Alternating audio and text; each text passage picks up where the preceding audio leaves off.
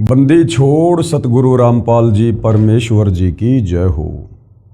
परम पिता परमेश्वर सारी सृष्टि के रचनहार कुल मालिक असंख्य ब्रह्मांडों के स्वामी जगत गुरु तीनों लोकों में प्रवेश करके सबका धारण पोषण करने वाले राजाधीराज आत्माधार नाथों के नाथ देवों के देव महादेव सर्वेश्वर महेश्वर मृत्युंजय अजरो अमर आदि अनादि सनातनी प्रभु जगत पिता जगदीश्वर श्री श्री 1008 की उपाधि के वास्तविक अधिकारी अकाल मूरत शब्द स्वरूपी राम वासुदेव सर्वगतम ब्रह्म परम पूज्य प्रथम पूज्य परम संत परम पुरुष परम धनी परम दयालु सत्य कबीर हक्का कबीर अल्लाहु कबीर अल्लाहु अकबर बाखबर अल्लाह ताला जगत के तारणहार जगत के मुक्तिदाता जगत के जगन्नाथ हारे के सहारे हिंदुओं के राम मुसलमानों के अल्लाह सिखों के वाहिगुरु ईसाइयों के मसीह दया के सागर दयानिधि करुणा के सागर करुणानिधि स्वयंभू परिभू संकट मोचन कष्ट हरण मंगल करण दुख भंजन अविगत कबीर निर्विकार निर्विषम परमात्मा अलय अलेख सतगुरु आदि अनादि सतगुरु असली मर्यादा पुरुषोत्तम असली राम असली कृष्ण असली घनश्याम असली मुरारी राजाओं के राजा महाराजाओं के महाराजा शहंशाहों के शहंशाह सम्राटों के सम्राट भगवानों के भगवान अल्लाहों के अल्लाह प्रभुओं के प्रभु मसीहाओं के मसीह सच्चे वाहिगुरु बाबाओं के बाबा पीरों के पीर सेठों के सेठ जगत सेठ सावड़सा सेठ सर्वगुण संपन्न अनंत कोटि कलाओं के स्वामी अनंत कोटि ब्रह्मांडों के नायक योगियों में महायोगी ध्यानियों में महाध्यानी सिद्धों में परम सिद्ध ज्ञानियों में तत्वज्ञानी ब्रह्म ज्ञानी महाज्ञानी परम ज्ञानी सर्वश्रेष्ठ ज्ञानी विज्ञानी युवा कबीर समर्थ कबीर असमवात अमित ओजा सच्चे रहनुमा करीम अल्लाह सुबहान अल्लाह दुनिया के अंतिम पैगंबर 8 सितंबर 1951 से गांव धनाना जिला सोनीपत हरियाणा भारतवर्ष की पावन भूमि पे प्रकट रियल कल की भगवान श्री नारायण साकार हरि श्री बाबा साहेब नूर अनंत परमात्मा सच्चे दरवेश सच्चे बाखबर संत शिरोमणि सतगुरु रामपाल जी परमेश्वर जी के चरण कमल में आप और हम सभी भाई बहनों का अनंत कोटि दंडवत प्रणाम। सत्साई भाई और बहनों, बहुत बड़ी दया बहुत बड़ी मेहर पूज्य गुरुदेव भगवान की परमेश्वर रामपाल जी की जिनके शुभ आशीर्वाद से विशेष आशीर्वाद से वीवीआईपी आशीर्वाद से पवित्र पुस्तक कबीर बड़ा या कृष्ण जो परम पूज्य सतगुरु रामपाल जी के सत्संगों के संग्रह के ऊपर बनी है, जो हिंदू धर्म के चारों वेद पवित्र गीता जी और 18 पुराणों के ज्ञान का निष्कर्ष निकाल कर बनाई गई है। इस पवित्र पुस्तक को पढ़ने के बाद यदि आप परम पूज्य सतगुरु रामपाल जी के चरणों में आकर नाम उपदेश ग्रहण करते हैं तो इस जन्म में आपके मोक्ष प्राप्ति में कोई संशय किसी प्रकार का नहीं है। साथ में आपकी 101 पीढ़ियों का भी उद्धार होगा, क्योंकि उनको भी भक्ति मार्ग मिलेगा, मोक्ष मार्ग मिलेगा। भाई और बहनों, ये पवित्र पुस्तक हिंदू समाज के लिए एक वरदान से कम नहीं है, क्योंकि सदियों से हमारे नादान तत्व ज्ञानहीन धर्म गुरुओं ने आचार्य शंकराचार्यों ने हमें जो शास्त्रों के विरुद्ध भक्ति करवाकर परमेश्वर से मिलने वाले लाभ से वंचित रखा है। अब ये पवित्र पुस्तक कबीर बड़ा या कृष्ण सबसे पहले तो ये साबित करेगी कि वास्तव में भगवान कौन है जिसकी भक्ति करनी चाहिए, क्योंकि भक्ति तो उस समय शुरू होती है जब हमें पहले भगवान का पता चलता है। सतयुग त्रेता द्वापर कलयुग 5000 वर्ष बीत चुका है। आज तक किसी भी धर्म के किसी भी धर्मगुरु ने परमात्मा चाहने वाली आत्माओं को परमेश्वर के विषय में नहीं बताया, परमेश्वर की परिभाषा के विषय में भी नहीं बताया, ना आत्मज्ञान के विषय में बताया, ना परमात्म ज्ञान के विषय में बताया।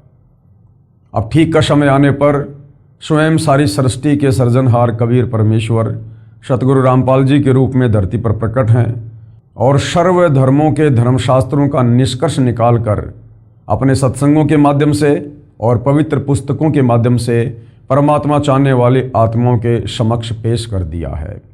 अब ये हम आत्माओं के ऊपर निर्भर करेगा कि हम परमेश्वर चाहते हैं या फिर यहीं युगों युगों इस काल के कर्म बंधनों में जकड़े रहकर कष्ट उठाना चाहते हैं।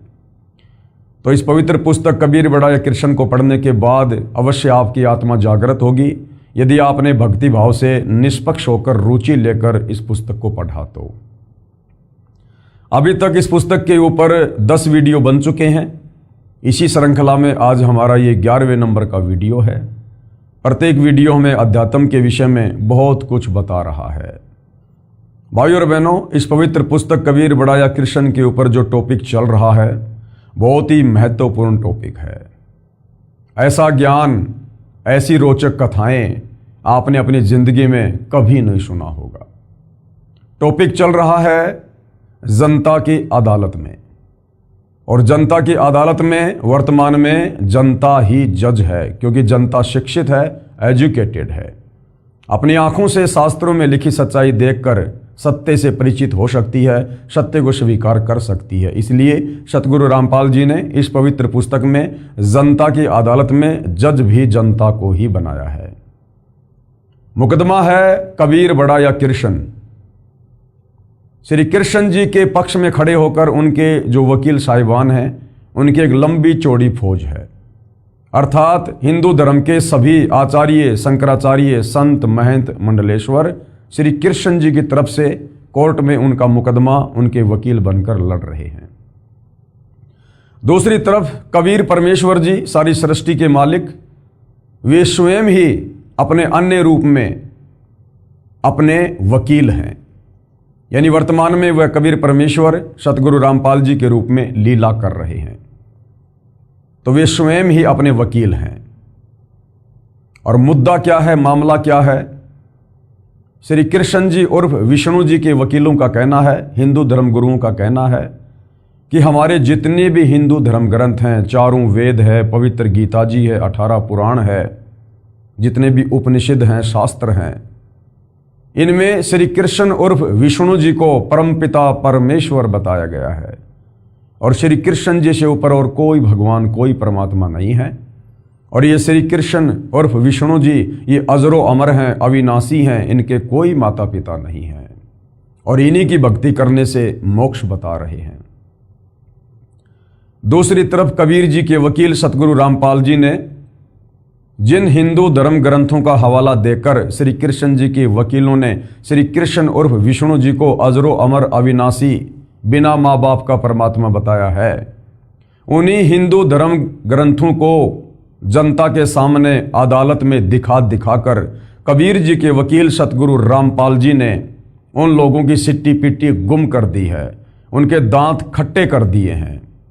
और जनता ने अपनी आंखों से देखा श्रीमद् भगवत गीता में, श्री देवी महापुराण में, श्री शिव महापुराण में कि ब्रह्मा विष्णु महेश ये तीनों देवता नाशवान हैं, ये अविनाशी नहीं हैं, ये स्वयं अपनी जन्म और मृत्यु स्वीकार कर रहे हैं।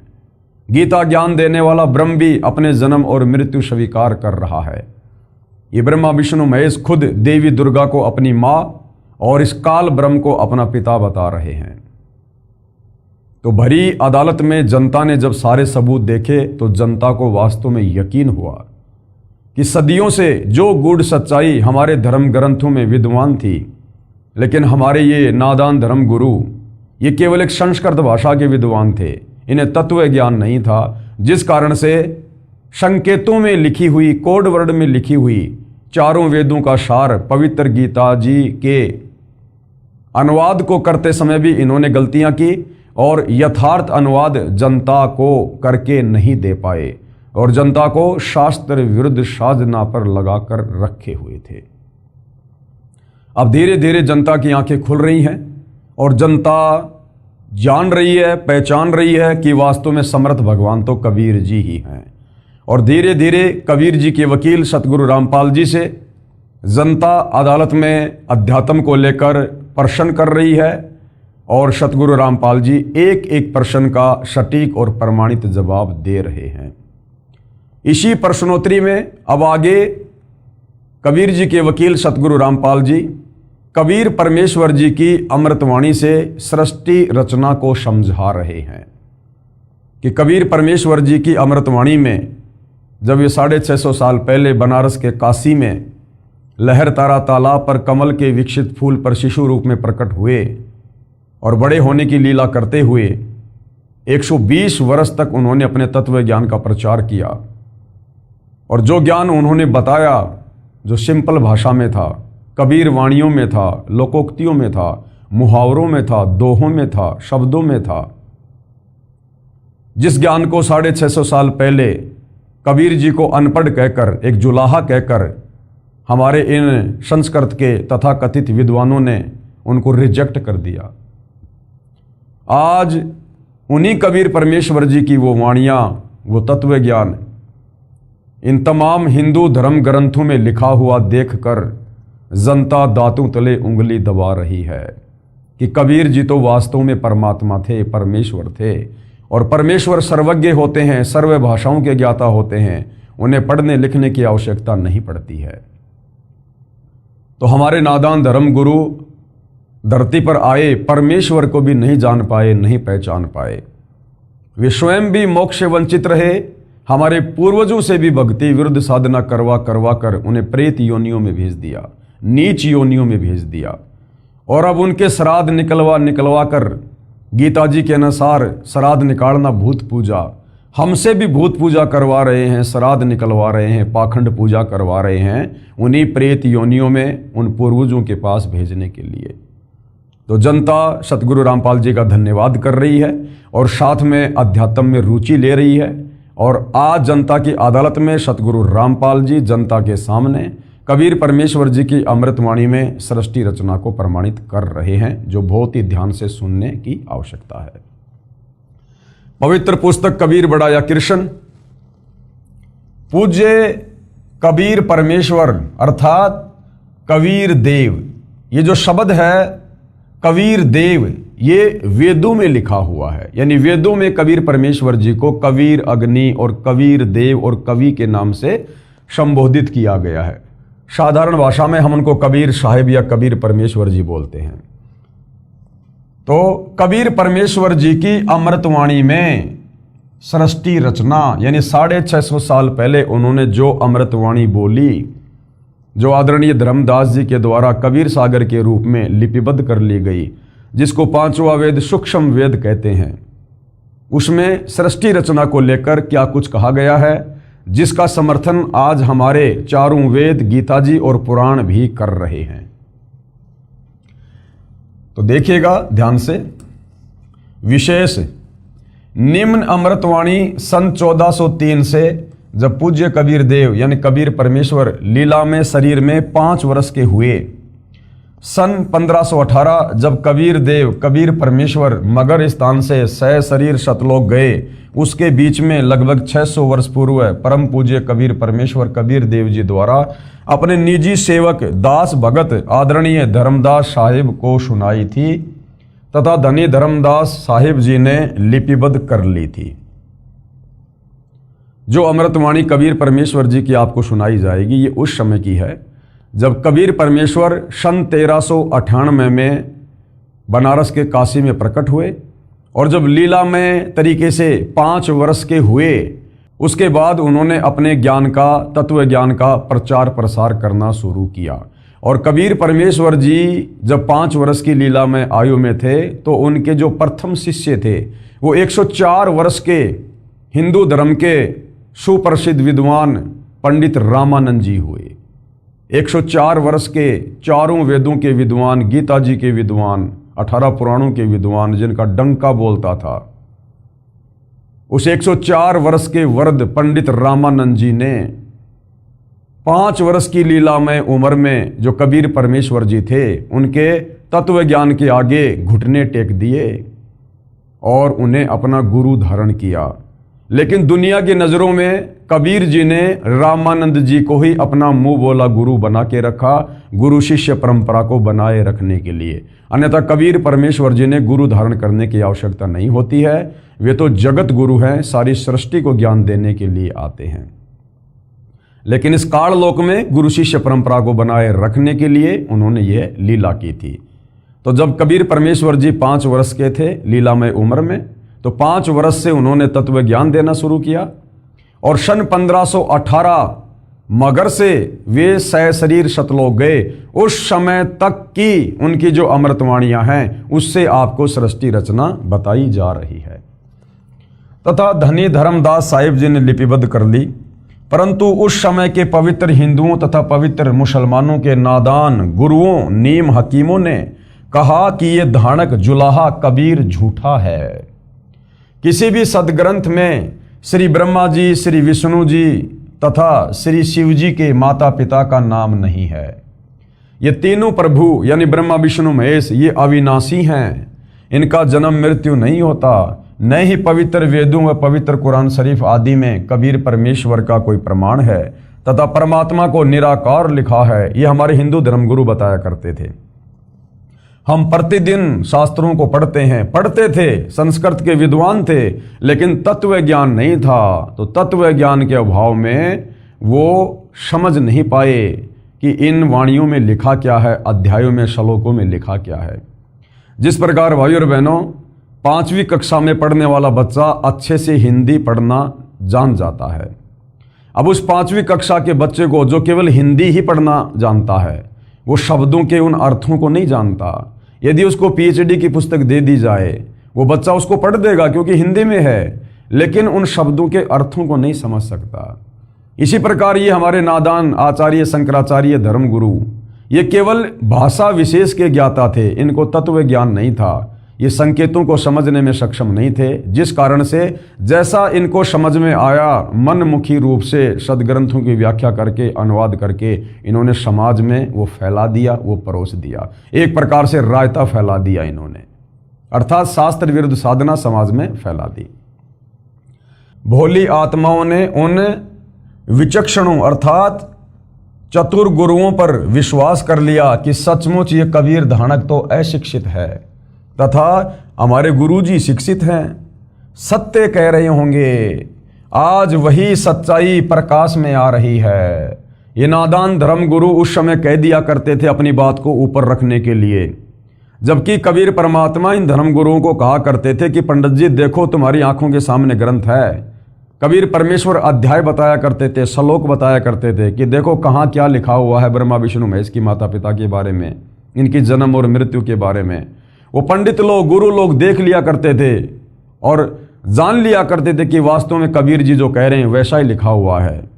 लेकिन अहंकारवश, मान बढ़ाई वश, काल प्रेरणावश कि कहीं हमारा धार्मिक धंधा फैल ना हो जाए, रोजी रोटी खत्म ना हो जाए, जिस कारण से उन्होंने ये कहकर उस समय की जो अनपढ़ जनता थी उनको बरगला दिया, भ्रमित कर दिया कि देखो रे लोगों, ये कबीर जुलाहा झूठ बोलता है, ये तो अनपढ़ है, इसको तो संस्कृत आती नहीं और हमारे सारे सदग्रंथ संस्कृत भाषा में हैं।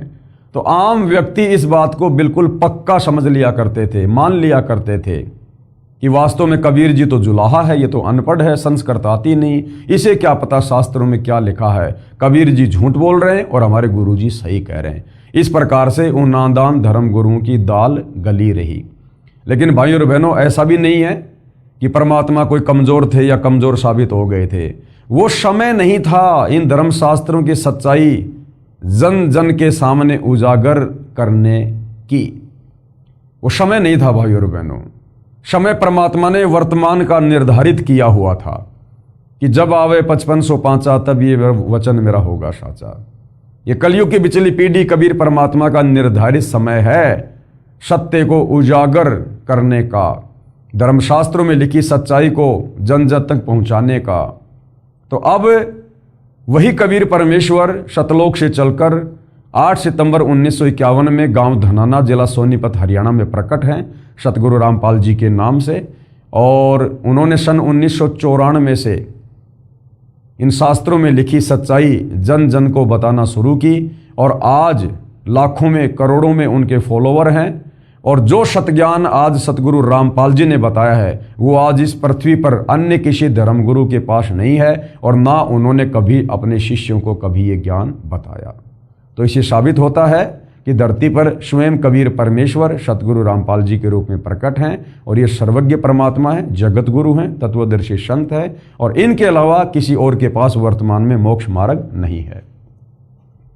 आज वही सच्चाई प्रकाश में आ रही है सतगुरु रामपाल जी के अथक प्रयासों से तथा अपने सर्व पवित्र धर्मों के पवित्र सदग्रंथ साक्षी हैं। इससे सिद्ध है कि पूर्ण परमेश्वर सर्व सृष्टि रचनहार कुल करतार तथा सर्वज्ञ कबीर देव यानी कबीर परमेश्वर ही हैं, जो काशी बनारस में कमल के फूल पर प्रकट हुए तथा 120 वर्ष तक वास्तविक तेजों में शरीर के ऊपर मानव सदृश शरीर हल्के तेज का बनाकर रहे तथा अपने द्वारा रची सृष्टि का ठीक ठीक वास्तविक तत्व ज्ञान देकर शरीर सतलोक चले गए। कृपया प्रेमी पाठक पढ़ें निमन अमृतवाणी परमेश्वर कबीर साहिब जी द्वारा उच्चारित। तो सृष्टि रचना के विषय में कुछ वाणियां हैं जो कबीर परमेश्वर जी ने 650 साल पहले कही थी। जो उनके जो परम भगत थे उस समय आदरणीय धर्मदास जी, उन्होंने कबीर सागर के रूप में वाणियों को लिपिबद्ध किया जो वर्तमान में हमारे सामने प्रकट हैं। क्या लिखा है? धर्मदास ये है जग बोराना, धर्मदास ये सारी दुनिया बेखबर है परमात्मा से, तत्व ज्ञान से, और कोई न जाने ये पद परवाना। पद परवाना, पद यानी भक्ति की वास्तविक जानकारी, वे ऑफ वर्शिप। उस भक्ति की वास्तविक जानकारी यहां पर किसी के पास नहीं है, किसी धर्म में, किसी धर्म गुरु के पास नहीं है। धर्मदास ये जग बोराना, कोई न जाने पद निर्वाणा, यानी मोक्ष पद के विषय में कोई नहीं जानता यहां। यही कारण मैं ये कथा पसारा, इसी कारण धर्मदास मैंने ये तत्व ज्ञान दिया है, तेरे को ये कथाएं सुनाई है मैंने। और जग से कहिए एक राम नियारा, जग यानी संसार, संसार में केवल श्री राम, दशरथ पुत्र श्री राम, कौशल्या का बेटा श्री राम जो त्रेता युग में आया। तो परमात्मा कह रहे राम राम शब जगत बखाने, आदि राम कोई बिरला जाने। वास्तव में वो आदि राम, सारी सृष्टि की रचना करने वाला राम, वो दशरथ पुत्र श्री राम नहीं है। उसका तो जन्म ही त्रेता युग में हुआ था। सतयुग में भी इंसान थे, राम नाम की भक्ति करते थे, तो सतयुग में तो कोई श्री रामचंद्र जी को जानता ही नहीं था। तो वास्तविक राम वो कबीर राम है। और ये कबीर परमात्मा चारों युगों में आते हैं। यही कबीर परमेश्वर जो 650 साल पहले अपने वास्तविक नाम, वैदिक नाम कबीर देव से आए, सतयुग में ये सतसुकृत ऋषि के नाम से आए, यही तत्व ज्ञान दिया। त्रेता में मुनिंदर ऋषि के नाम से आए, द्वापर में करुणा में ऋषि के नाम से आए, और कलयुग में वैदिक नाम कबीर नाम से आए। परमेश्वर की वाणी है, सतयुग में सत सुकृत कह टेरा, और त्रेता नाम मुनिंदर मेरा, द्वापर में करुणा में कहाया, और कलयुग में नाम कबीर धराया। यानी चारों युगों में परमात्मा भिन्न भिन्न नाम से आए, और वर्तमान में वही कबीर भगवान इस कलयुग की बिचली पीढ़ी में मोक्ष के प्राइम टाइम में सतगुरु रामपाल जी के नाम से प्रकट हैं, विद्यमान है, और वही अपना तत्व ज्ञान दे रहे हैं। तो धर्मदास संसार से कहना कि वास्तव में राम तो कोई न्यारा ही है जिससे मुक्ति होगी, मोक्ष होगा। यही ज्ञान जग जीव सुनाओ, धर्मदास जो ज्ञान मैंने तेरे को सुनाया है तत्व ज्ञान, यही तू आगे फैला, अन्य जीवों को सुना, और सब जीवों का भ्रम नसाओ, और सबकी भ्रमणा निकाल दो। जैसे धर्मदास तू भ्रमित था, तू पहले श्री विष्णु को अपना इष्ट मान के पूजा करता था, अब तेरे को तत्व ज्ञान हुआ और अब तू सत्य पुरुष की भक्ति कर रहा है। इसी प्रकार से धर्मदास सभी जीवों को जो भ्रम है कि ब्रह्मा विष्णु महेश ही परमात्मा है, अजरो अमर है, इन्हीं की भक्ति से मोक्ष होगा, ये तत्व ज्ञान सुना सुना के सत्य पुरुष की जानकारी देकर, सतलोक की जानकारी देकर सबका भ्रम निवारण कर दे। अब मैं तुमसे कहूं चिताई, धर्मदास अब मैं तेरे से कहूंगा, तू ध्यान लगा के सुन। त्रिदेवन की उत्पत्ति भाई, ये त्रिदेवन यानी ब्रह्मा विष्णु महेश तीनों देवताओं की उत्पत्ति, इनका जन्म कैसे हुआ, इनकी माँ कौन है, इनका बाप कौन है, ये कितने भगवान है। अब मैं तुझे इन तीनों देवताओं ब्रह्मा विष्णु महेश की उत्पत्ति के विषय में बताता हूँ, जिनको अजरो अमर और अविनाशी ये हमारे नादान धर्म गुरु कहकर शास्त्र विरुद्ध साधना लोगों से करवा रहे हैं। कुछ संक्षेप कहूँ गहराई, सब संशय तुमरे मिट जाई। धर्मदास कुछ मैं संक्षेप में ये बातें तुम्हें बताऊंगा जिससे तुम्हारा संशय समाप्त हो जाएगा भक्ति और भगवान को लेकर। भरम गए जग वेद पुराणा, आदि राम का भेद न जाना। भरम गए जग वेद पुराना और आदि राम का भेद न जाना। ये वेदों को पढ़ पढ़ के दुनिया भ्रमित हो रही है, लेकिन उस आदि राम का, सबसे पहले वाले राम का, पूर्ण ब्रह्म परमेश्वर का, सारी सृष्टि के मालिक का किसी को भी ज्ञान नहीं है। उसका भेद कोई भी नहीं जान पाया, वेद पढ़ने वाले भी नहीं जान पाए।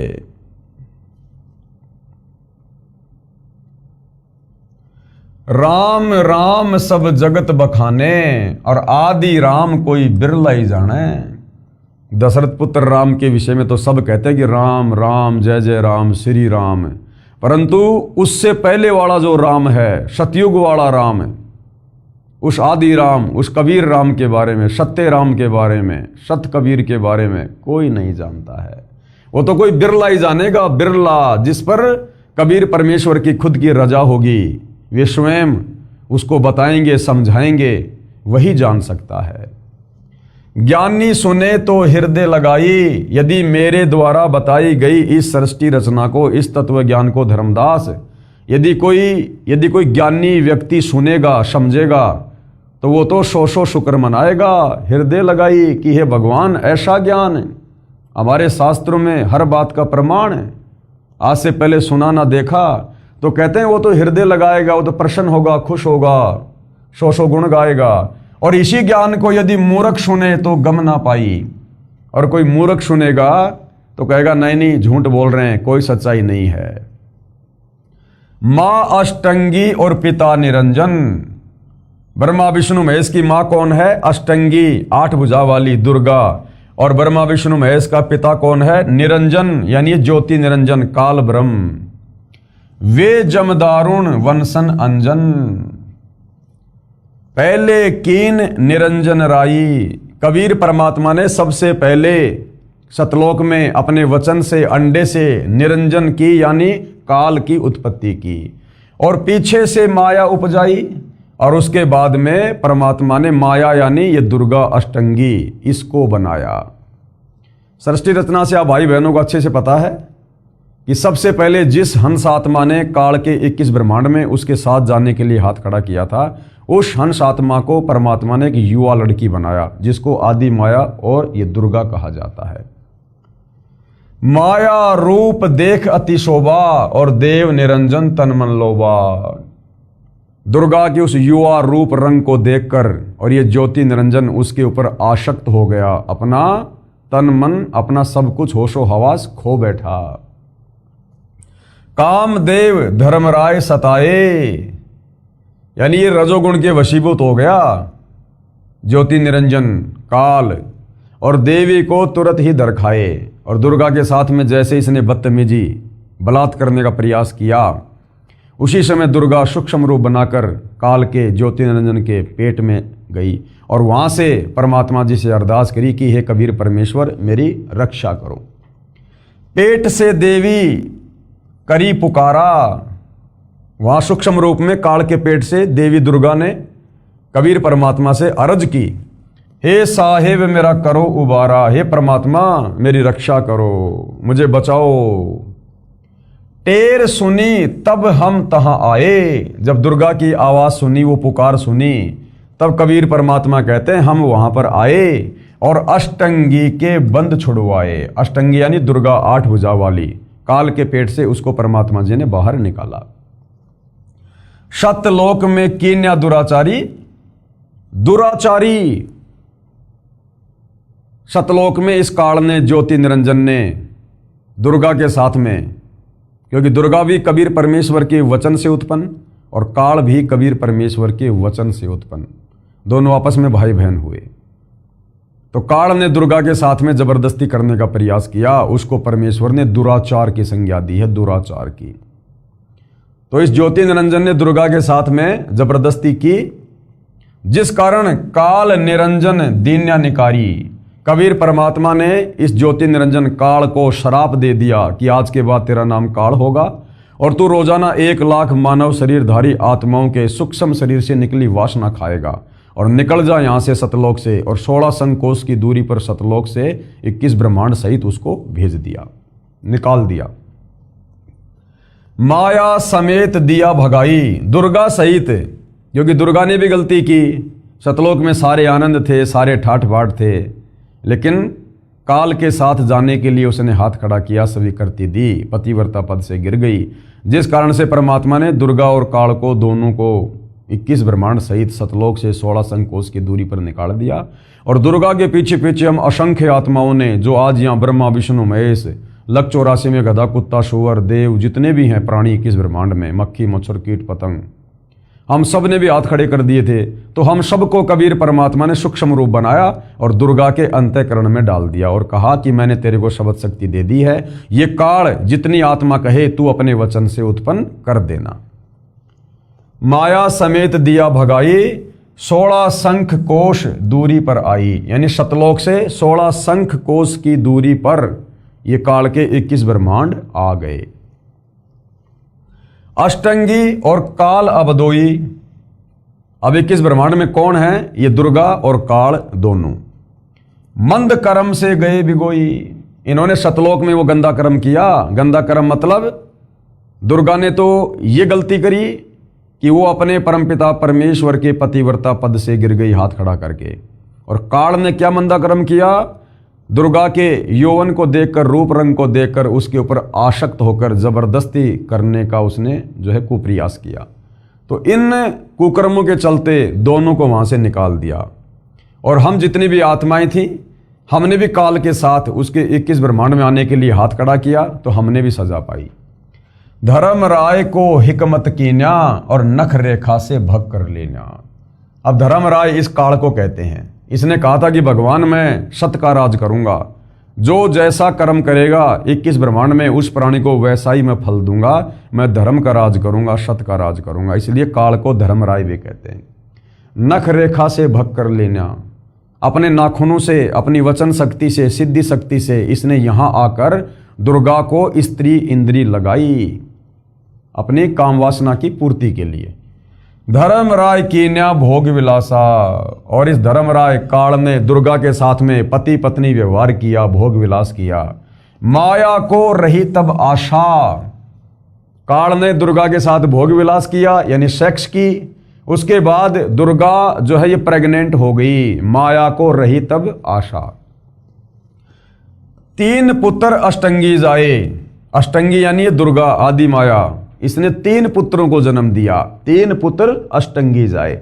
650 साल पहले कबीर भगवान ने यह अमृतवाणी कही थी, जो उस समय के नादान धर्मगुरुओं ने अभिमानवश रिजेक्ट कर दिया। और आज हमारी ये पवित्र गीता, देवी महापुराण आज इस सृष्टि रचना का समर्थन कर रहे हैं कि हाँ बिल्कुल ब्रह्मा विष्णु महेश की माँ दुर्गा है और इनका जो पिता है वो काल है। 3 पुत्र अष्टंगी जाए, और क्या नाम रखे? ब्रह्मा विष्णु शिव नाम धराए। क्या नाम रखे उनके? ब्रह्मा विष्णु और शिव। 3 देव विस्तार चलाए, और इनमें ये जग धोखा खाए। और यही तीनों देवता, काल और दुर्गा के ये तीनों पुत्र ब्रह्मा विष्णु महेश, 3 देव विस्तार चलाए। फिर इस काल ने क्या किया? 3 पुत्रों की उत्पत्ति कर दी। समय आने पर उनको तैयार कर दिया सृष्टि रचना के लिए, एक एक गुण से युक्त करके। ब्रह्मा जी को रजोगुण से युक्त कर दिया, विष्णु जी को शतोगुण से, शंकर जी को तमोगुण से। और काल ने कहा कि दुर्गा अब मैं किसी को भी अपने ओरिजिनल काल रूप में दर्शन नहीं दूंगा, और इन तीनों पुत्रों के माध्यम से अब तू मेरे एक ब्रह्मांड में सृष्टि रचना का कार्य शुरू कर। तो एक ब्रह्मांड में 3 लोकों में, पृथ्वीलोक, स्वर्गलोक और पाताल लोक, इस एक ब्रह्मांड में जो सृष्टि रचना का कार्य जो चल रहा है रजोगुण के प्रभाव से, ब्रह्मा जी के रजोगुण के प्रभाव से, यहां पर सभी जीव जबरदस्ती वासना से प्रेरित होकर संतान उत्पत्ति करते हैं। हमसे जबरदस्ती संतान उत्पत्ति करवाई जा रही है। विष्णु जी के सतोगुण के प्रभाव से ना चाहते हुए जबरदस्ती हम मोह ममता में बंधे रहते हैं, मेरा बेटी, मेरा बेटा, मेरी कार, मेरी कोठी। और श्री शंकर जी के तमोगुण के प्रभाव से लड़ाई झगड़ा, मन मुटाव, राग द्वेष, ईर्ष्या, इस प्रकार की भावना। काल ये सब कुछ क्यों करवा रहा है? अपने भोजन के लिए, क्योंकि उसे प्रतिदिन 1 लाख मानव शरीरधारी आत्माओं के सूक्ष्म शरीर से निकली वासना खाने का श्राप लगा है। जब ये मानव शरीरधारी प्राणी शरीर छोड़ता है, स्त्री या पुरुष, सबसे पहले ये जीवात्मा सूक्ष्म शरीर में काल के पास 21वें ब्रह्मांड में जहाँ पर ये रहता है, जहाँ पर इसने तपतशिला बना रखी है, ये आत्मा वहाँ जाती है सूक्ष्म शरीर में। और वहाँ पर ये काल सभी आत्माओं को प्रतिदिन 1 लाख सूक्ष्म शरीरधारी आत्माओं को तपतशिला पर भूनता है, जैसे हम तवे के ऊपर जीरा भूनते हैं, चटक चटक करता है। तो सूक्ष्म शरीर में आत्मा मरती नहीं है, लेकिन वो बहुत ज़्यादा पीड़ा सहन करती है, बेहोश हो जाती है। और सारे जीवन काल में उस स्त्री या पुरुष ने जो भी विषय वासना की है, जो भी गंदा कुछ खाया पिया, शराब, मांस, तंबाकू, बीड़ी, सिगरेट, चोरी, जारी, ठगी, व्यभिचार, जो भी विषय वासना उसके सूक्ष्म शरीर में जमा हो जाती है, उसको ये काल तपतशिला पर भून भून के जैसे गन्ने का जूस निकाला जाता है, इस प्रकार से इस आत्मा की वासना निकालता है और आत्मा बेहोश हो जाती है, कायल हो जाती है।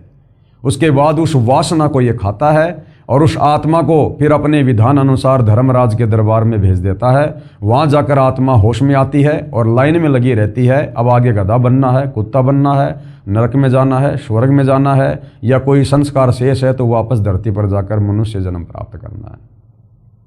और ये वासना ये किस प्रकार से जमा होती है भाई और बहनों? जिस प्रकार हम उदाहरण के लिए रसगुल्ला खाते हैं, आपने जैसे रसगुल्ला अपने मुंह में लिया, जीभ पर रखा, आपको एक टेस्ट आएगा रसगुल्ले का, क्या स्वाद है, वो है वासना, वो वासना है।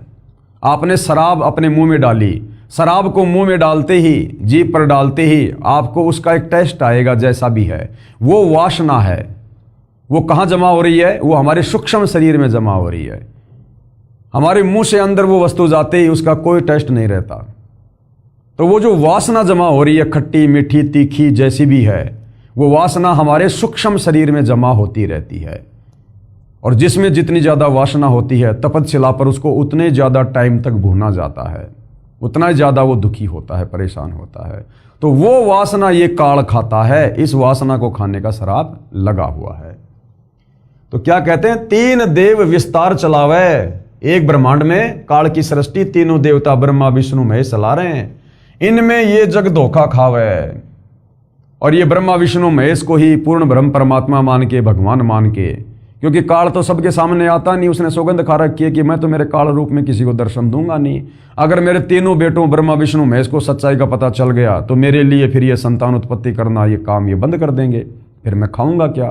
तो दुर्गा को इसने सख्त हिदायत दे रखी है कि दुर्गा मेरे बारे में, औरों को तो छोड़ो, मेरे तीनों बेटे ब्रह्मा विष्णु महेश को भी हकीकत का मत बता देना कि बेटा तेरा बाप पहले सतलोक में रहता था, ऐसे ऐसे तेरे बाप ने तप किया, गलती की, फिर तेरे बाप को कबीर भगवान ने शराप दिया, उस शराप के चलते फिर ये तुम्हारे से ये गंदा कर्म करवा रहा है।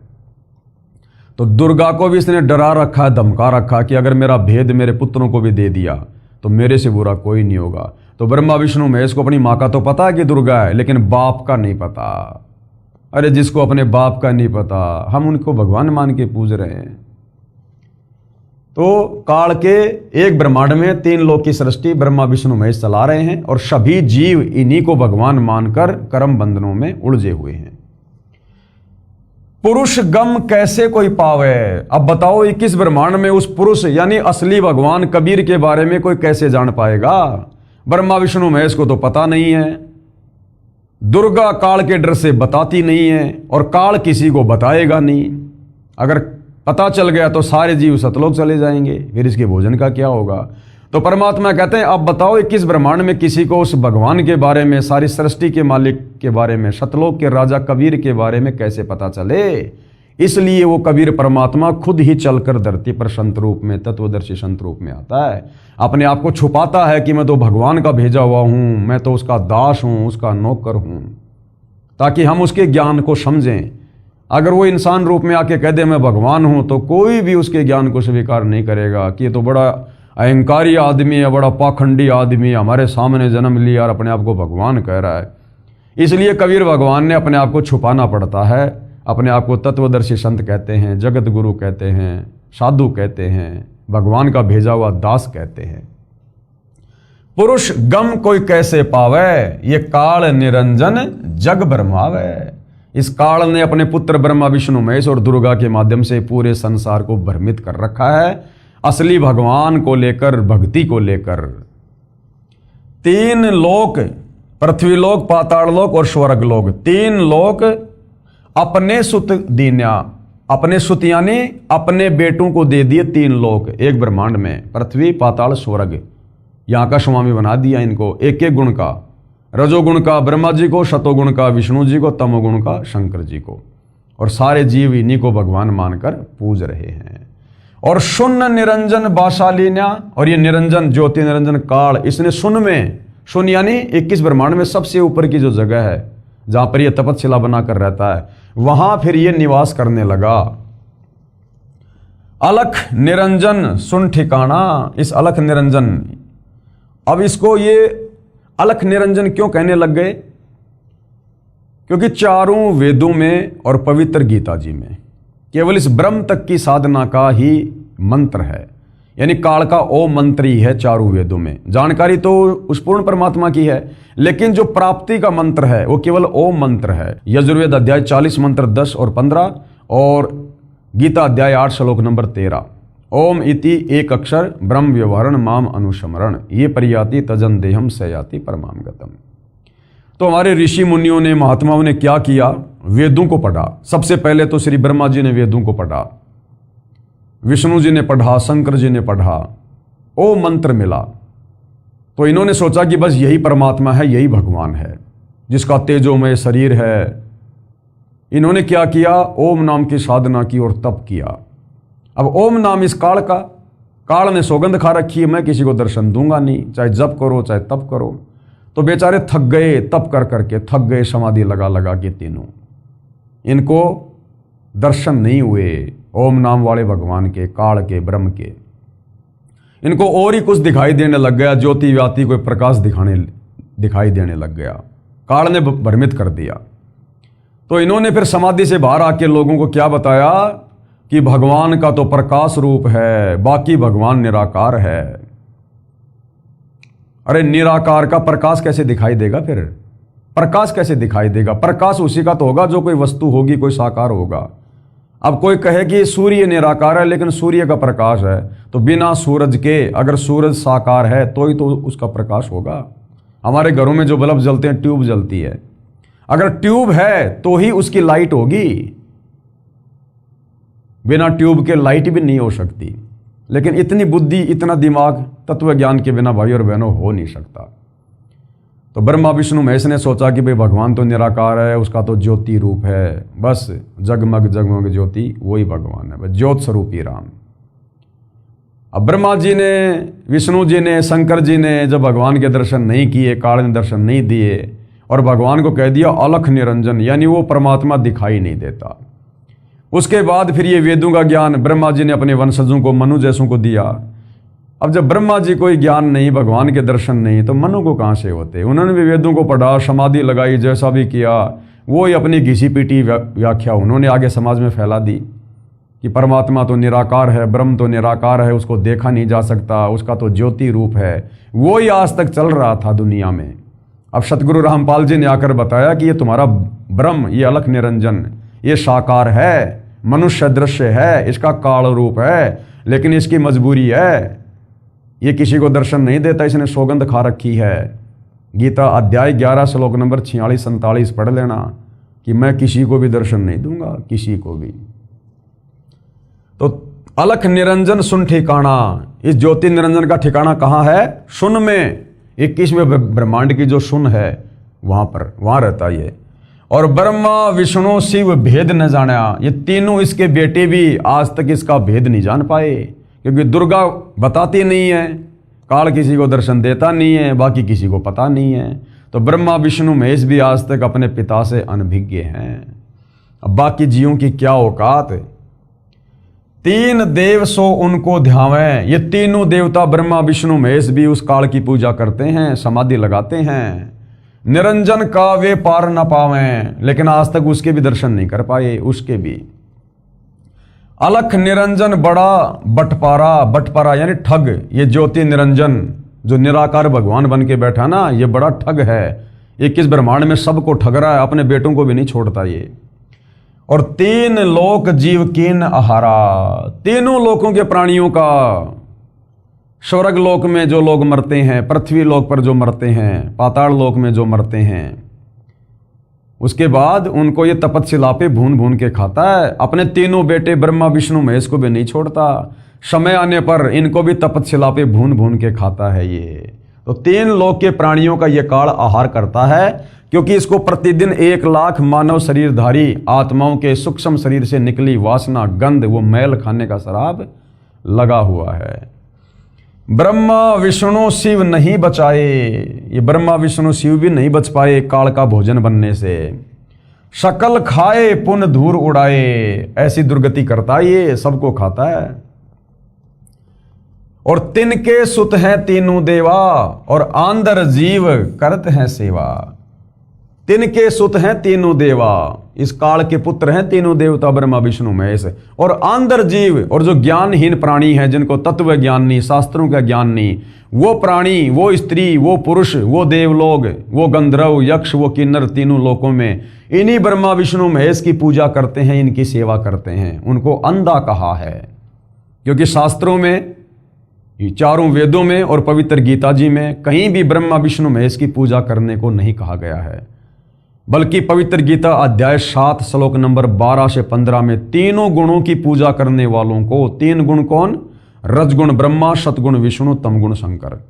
इन तीनों देवताओं की पूजा करने वालों को इस काल ब्रह्म ने, गीता ज्ञानदाता ज्योति निरंजन ने 4 गालियां दी हैं, जो ब्रह्मा विष्णु महेश को भगवान मान के पूजते हैं कि राक्षस स्वभाव को धारण किए हुए मनुष्यों में नीच, दूषित कर्म करने वाले मूर्ख मेरी साधना भी नहीं करते।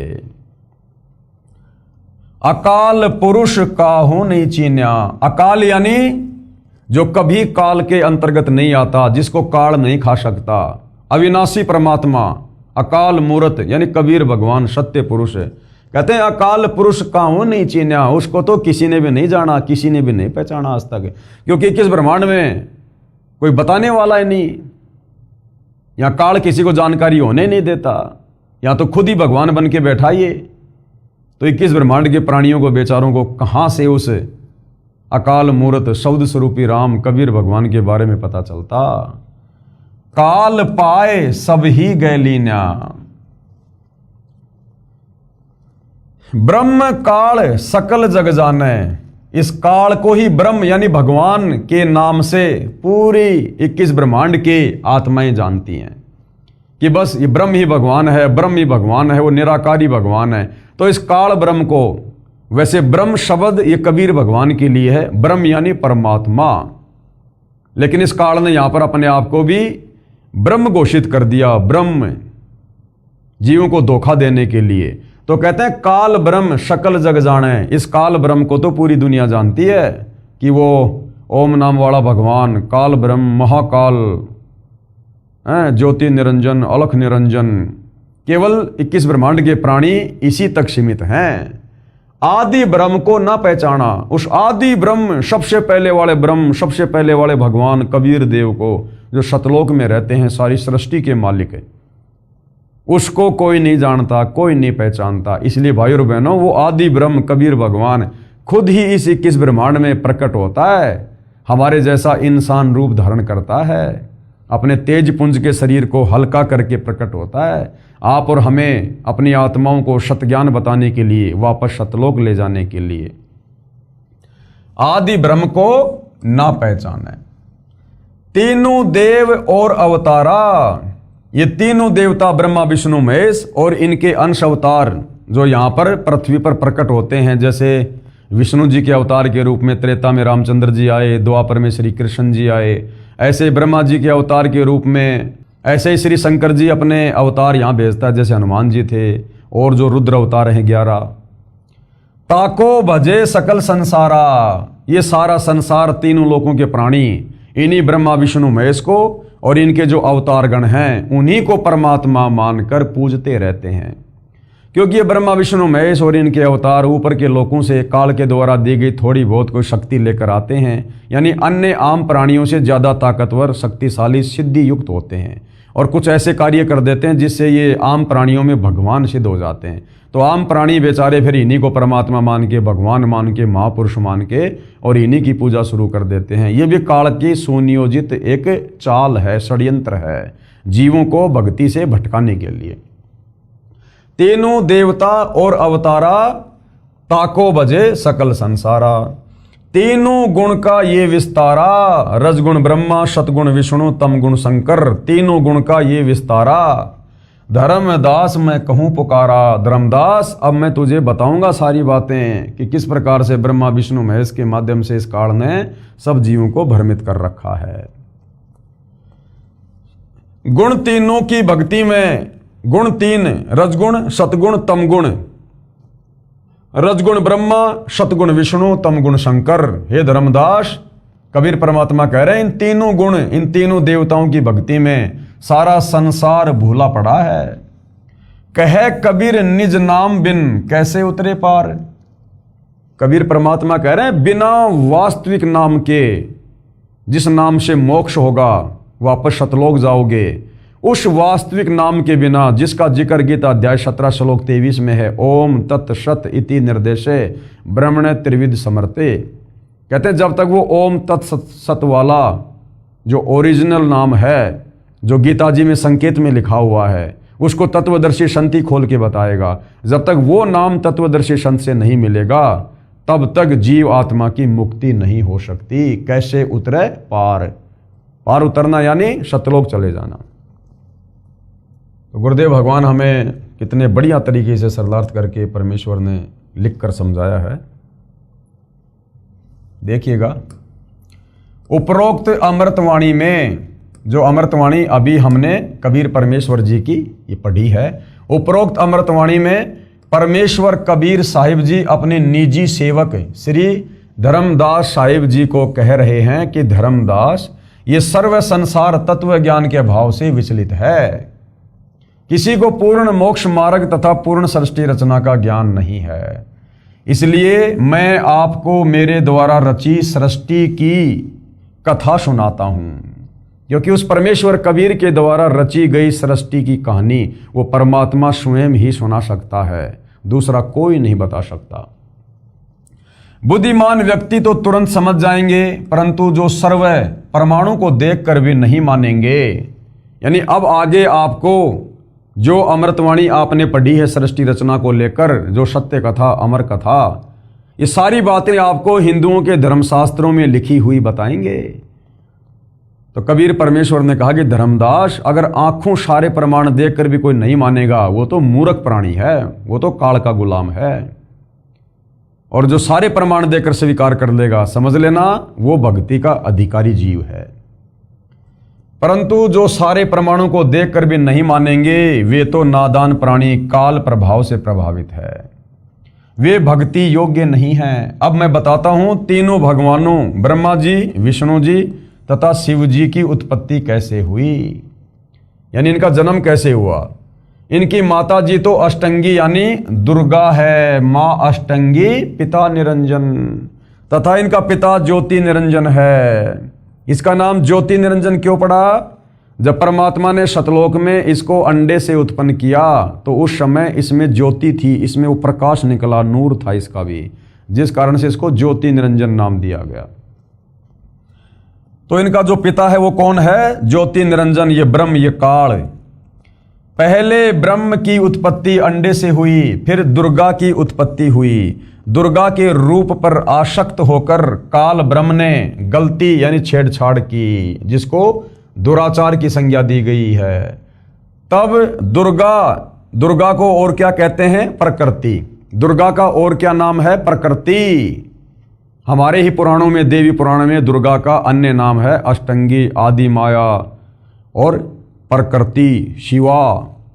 गीता अध्याय 14 श्लोक नंबर 3 और 5 में ये गीता ज्ञानदाता काल ब्रह्म दुर्गा को क्या कह रहा है? प्रकृति, यानी मैं अपनी प्रकृति के गर्भ में बीज स्थापित करता हूं जिससे सबकी उत्पत्ति होती है।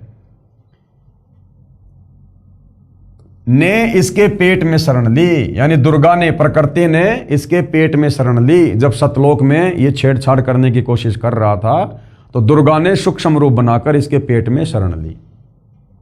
और परमात्मा कह रहे हैं मैं वहां गया जहां ज्योति निरंजन काल था, तब भवानी को ब्रह्म यानी ज्योति निरंजन के पेट से निकालकर 21 ब्रह्मांड समेत 16 संकोश की दूरी पर भेज दिया। ज्योति निरंजन यानी धर्मराज ने प्रकृति देवी यानी दुर्गा के साथ भोग विलास किया।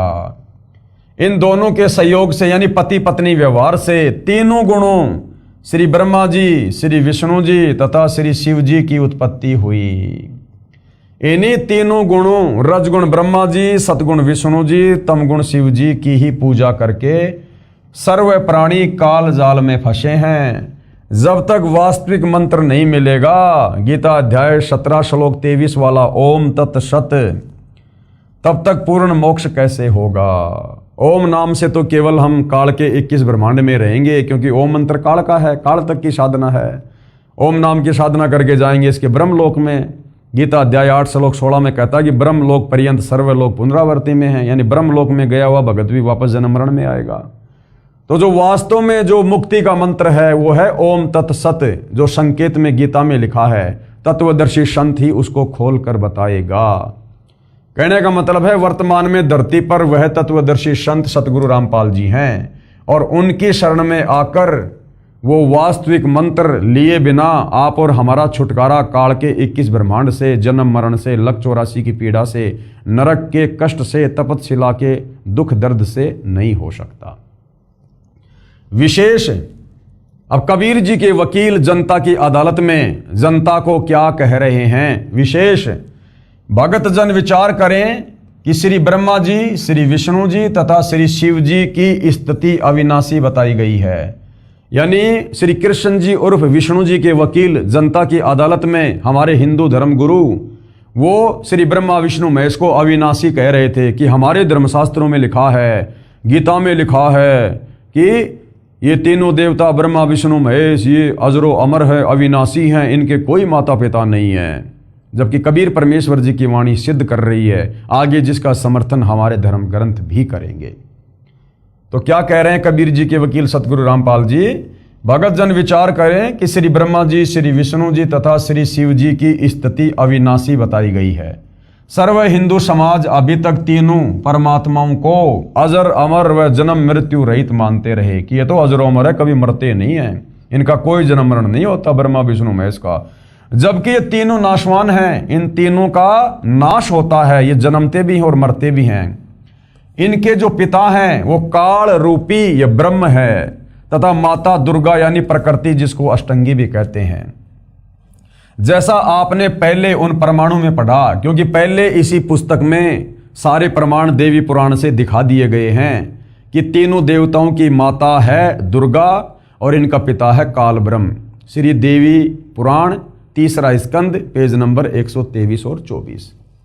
ये ज्ञान अपने शास्त्रों में भी विद्यमान है, परंतु हिंदू समाज के ये कलयुगी गुरुओं, ऋषियों, संतों को ज्ञान नहीं। जो अध्यापक पाठ्यक्रम यानी सिलेबस से ही अपरिचित है वह अध्यापक ठीक नहीं, विद्वान नहीं है, विद्यार्थियों के भविष्य का शत्रु है। इसी प्रकार जिन धर्मगुरुओं को अभी तक ये नहीं पता कि श्री ब्रह्मा, श्री विष्णु तथा श्री शिव के माता पिता कौन हैं, तो वे गुरु, ऋषि, संत ज्ञानहीन हैं। उनको हिंदू धर्म के सिलेबस का ज्ञान नहीं है, शास्त्रों का ज्ञान नहीं है, जिस कारण से सर्व भगत समाज को शास्त्र विरुद्ध ज्ञान यानी लोकवेद अर्थात दंत कथा सुनाकर, यानी हमारे धर्म ग्रंथों में भक्ति और भगवान पूजा पाठ के बारे में क्या लिखा है उसके विपरीत जो भक्ति करवाई जाती है उसको लोकवेद और दंत कथा और शास्त्र विरुद्ध कहा जाता है। दंत कथा सुनाकर अज्ञान से परिपूर्ण कर दिया। शास्त्र विधि विरुद्ध भक्ति साधना करवा के, शास्त्र विरुद्ध यानी चारों वेद, गीता, 18 पुराणों के विरुद्ध विपरीत मंत्र दे दिए, विपरीत कहानियां सुना दी और भगत समाज में उल्टी साधना फैला दी। शास्त्र विरुद्ध भक्ति साधना करा के और परमात्मा के वास्तविक लाभ यानी पूर्ण मोक्ष से वंचित रखा। सबका मानव जन्म नष्ट कर दिया। क्योंकि मरने के बाद फिर क्या होगा? जो शास्त्रों के अनुसार भक्ति नहीं करेगा, तो गीता अध्याय 16 श्लोक नंबर 23 में लिखा है कि अर्जुन, जो व्यक्ति शास्त्र विधि को त्याग कर मनमानी पूजा करेगा, भक्ति करेगा, उसको ना सिद्धि होगी, ना उसकी मुक्ति होगी, ना उसका कोई कार्य सफल होगा। और यदि फिर भी शास्त्र विरुद्ध साधना करने के चलते किसी के कार्य सिद्ध हो रहे हैं, तो उस शास्त्र विरुद्ध भक्ति साधना को करने के चलते नहीं हो रहे, वो उसके पूर्व जन्म की भक्ति के कारण उसके कार्य सिद्ध हो रहे हैं। पूर्व जन्म की भक्ति के जो है उन पुण्यों के कारण, क्योंकि उसकी बैटरी अभी चार्ज है। जिस प्रकार आप जी ने बैटरी को चार्ज कर लिया, उसके बाद आप उसका लाइट से कनेक्शन हटा दो, इन्वर्टर से कनेक्शन हटा दो, फिर भी बैटरी अपना काम करेगी जब तक उसकी क्षमता है, उसमें चार्ज है।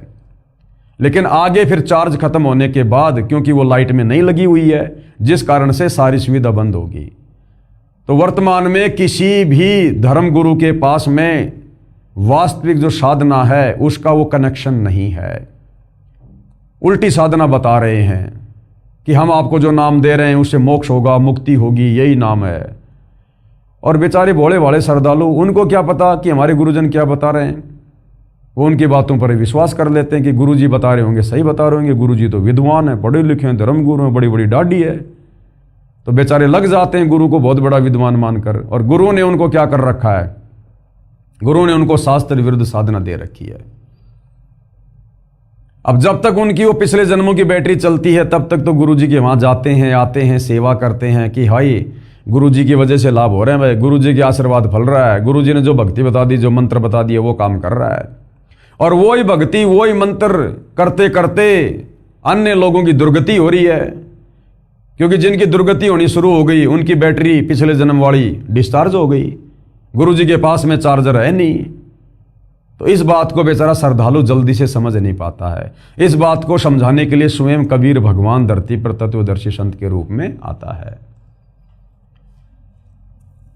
शास्त्र विरुद्ध भक्ति साधना करवा के परमात्मा के वास्तविक लाभ, यानी परमात्मा से असल में क्या लाभ मिलता है, मोक्ष वाला, उससे वंचित रखा। सबका मानव जन्म नष्ट कर दिया।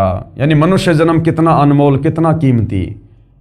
मानव जन्म दुर्लभ है, ये मिला न बारंबार। जैसे पेड़ से पत्ता टूट जाए फिर वापस नहीं लगता डार। 184 योनियां भोगने के बाद गधे, कुत्ते, सुअर, कीट पतंग, मक्खी, मच्छर, पता नहीं क्या क्या 184 योनियां, इन सब के शरीर भोगने के बाद, इतना कष्ट, इतनी पीड़ा भोगने के बाद हमें परमात्मा के विधान अनुसार एक मनुष्य जन्म मिलता है, एक स्त्री या पुरुष का। और ये मनुष्य जन्म केवल इसलिए मिलता है कि मनुष्य जन्म में हम भक्ति कर सकते हैं, भगवान को पहचान सकते हैं, शास्त्रों को पढ़ सकते हैं, आत्मा का कल्याण करवा सकते हैं। गधे, कुत्ते, सुअर नहीं जानते क्या शास्त्र है, क्या भक्ति है, क्या भगवान है। क्योंकि वो कभी जब हमारी तरह मनुष्य थे, उन्होंने भी भक्ति सही नहीं की। मरने के बाद अपना कर्म भोग रहे हैं, 184 में चले गए वापस। अब उन्हें नहीं पता क्या भक्ति है, क्या भगवान है। चाहे दिन रात उनके कान में ईयरफोन लगा के सुनाओ उनको सत्संग, उनको नहीं पता। तो इसी प्रकार आप और हमें आज जो ये 184 योनि से भिन्न जो ये मनुष्य जन्म दिया है, परमात्मा ने अपने जैसा शरीर दिया है, उस नारायण ने जो ये नर दे दी हमें, ये केवल भगवान प्राप्ति के लिए, शास्त्र अनुकूल साधना करके यहां से पीछा छुड़वाने के लिए, काल के जाल से बाहर निकलने के लिए। और यदि इस शरीर से हमने तत्वदर्शी संत को गुरु धारण करके यदि हमने शास्त्र अनुकूल साधना नहीं की और मोक्ष नहीं हुआ, तो हमारा मानव जन्म बर्बाद हो जाएगा, नष्ट हो जाएगा, व्यर्थ हो जाएगा। और फिर हम लंबे समय के लिए 184 योनि में नरक में चले जाएंगे। तो इतना अनमोल मनुष्य जन्म इन नादान धर्म गुरुओं ने कुछ अपने अहंकार के चलते, कुछ अपने स्वार्थ के चलते और बाकी तत्व ज्ञानहीनता के चलते सदियों से परमात्मा चाहने वाली आत्माओं के नष्ट करवा दिए। और हमारा भी नष्ट होने की दिशा में ही जा रहा था। ये तो भला हुआ जो कबीर परमेश्वर सतगुरु रामपाल जी के रूप में प्रकट होकर आप और हमें संभाल लिए। शास्त्र विरुद्ध भक्ति साधना करने के परमात्मा के वास्तविक लाभ पूर्ण मोक्ष से वंचित रखा, सबका मानव जन्म नष्ट कर दिया। क्योंकि श्रीमद् भगवत गीता अध्याय 16 श्लोक 23-24 में यही प्रमाण है कि जो शास्त्र विधि त्याग कर, यानी शास्त्रों में जो भक्ति साधना जो करने को भगवान का आदेश है, उसको ना करके और ही राधे राधे श्याम मिला दे, हरे राम हरे कृष्णा, जय जय राम सीताराम, ओम नमः भागवते वासुदेवाय नमः, दुनिया भर के आडंबर, पाखंड, जंतर मंत्र, इस प्रकार की जो मनमुखी साधना है, जिसका गीता जी में, वेदों में कहीं कोई जिक्र नहीं है, उसको कहते हैं शास्त्र विरुद्ध साधना, मनमाना आचरण। तो गीता अध्याय 16 श्लोक 23 क्या कह रहा है कि जो शास्त्र विधि त्याग कर मनमाना आचरण और पूजा करता है, उसे कोई लाभ नहीं होता है। पूर्ण परमात्मा कबीर जी ने 5 वर्ष की लीला में आयु में सन 1403 से ही सर्व शास्त्रों युक्त ज्ञान अपनी अमृतवाणी कबीर वाणी में बताना प्रारंभ किया, 650 साल पहले।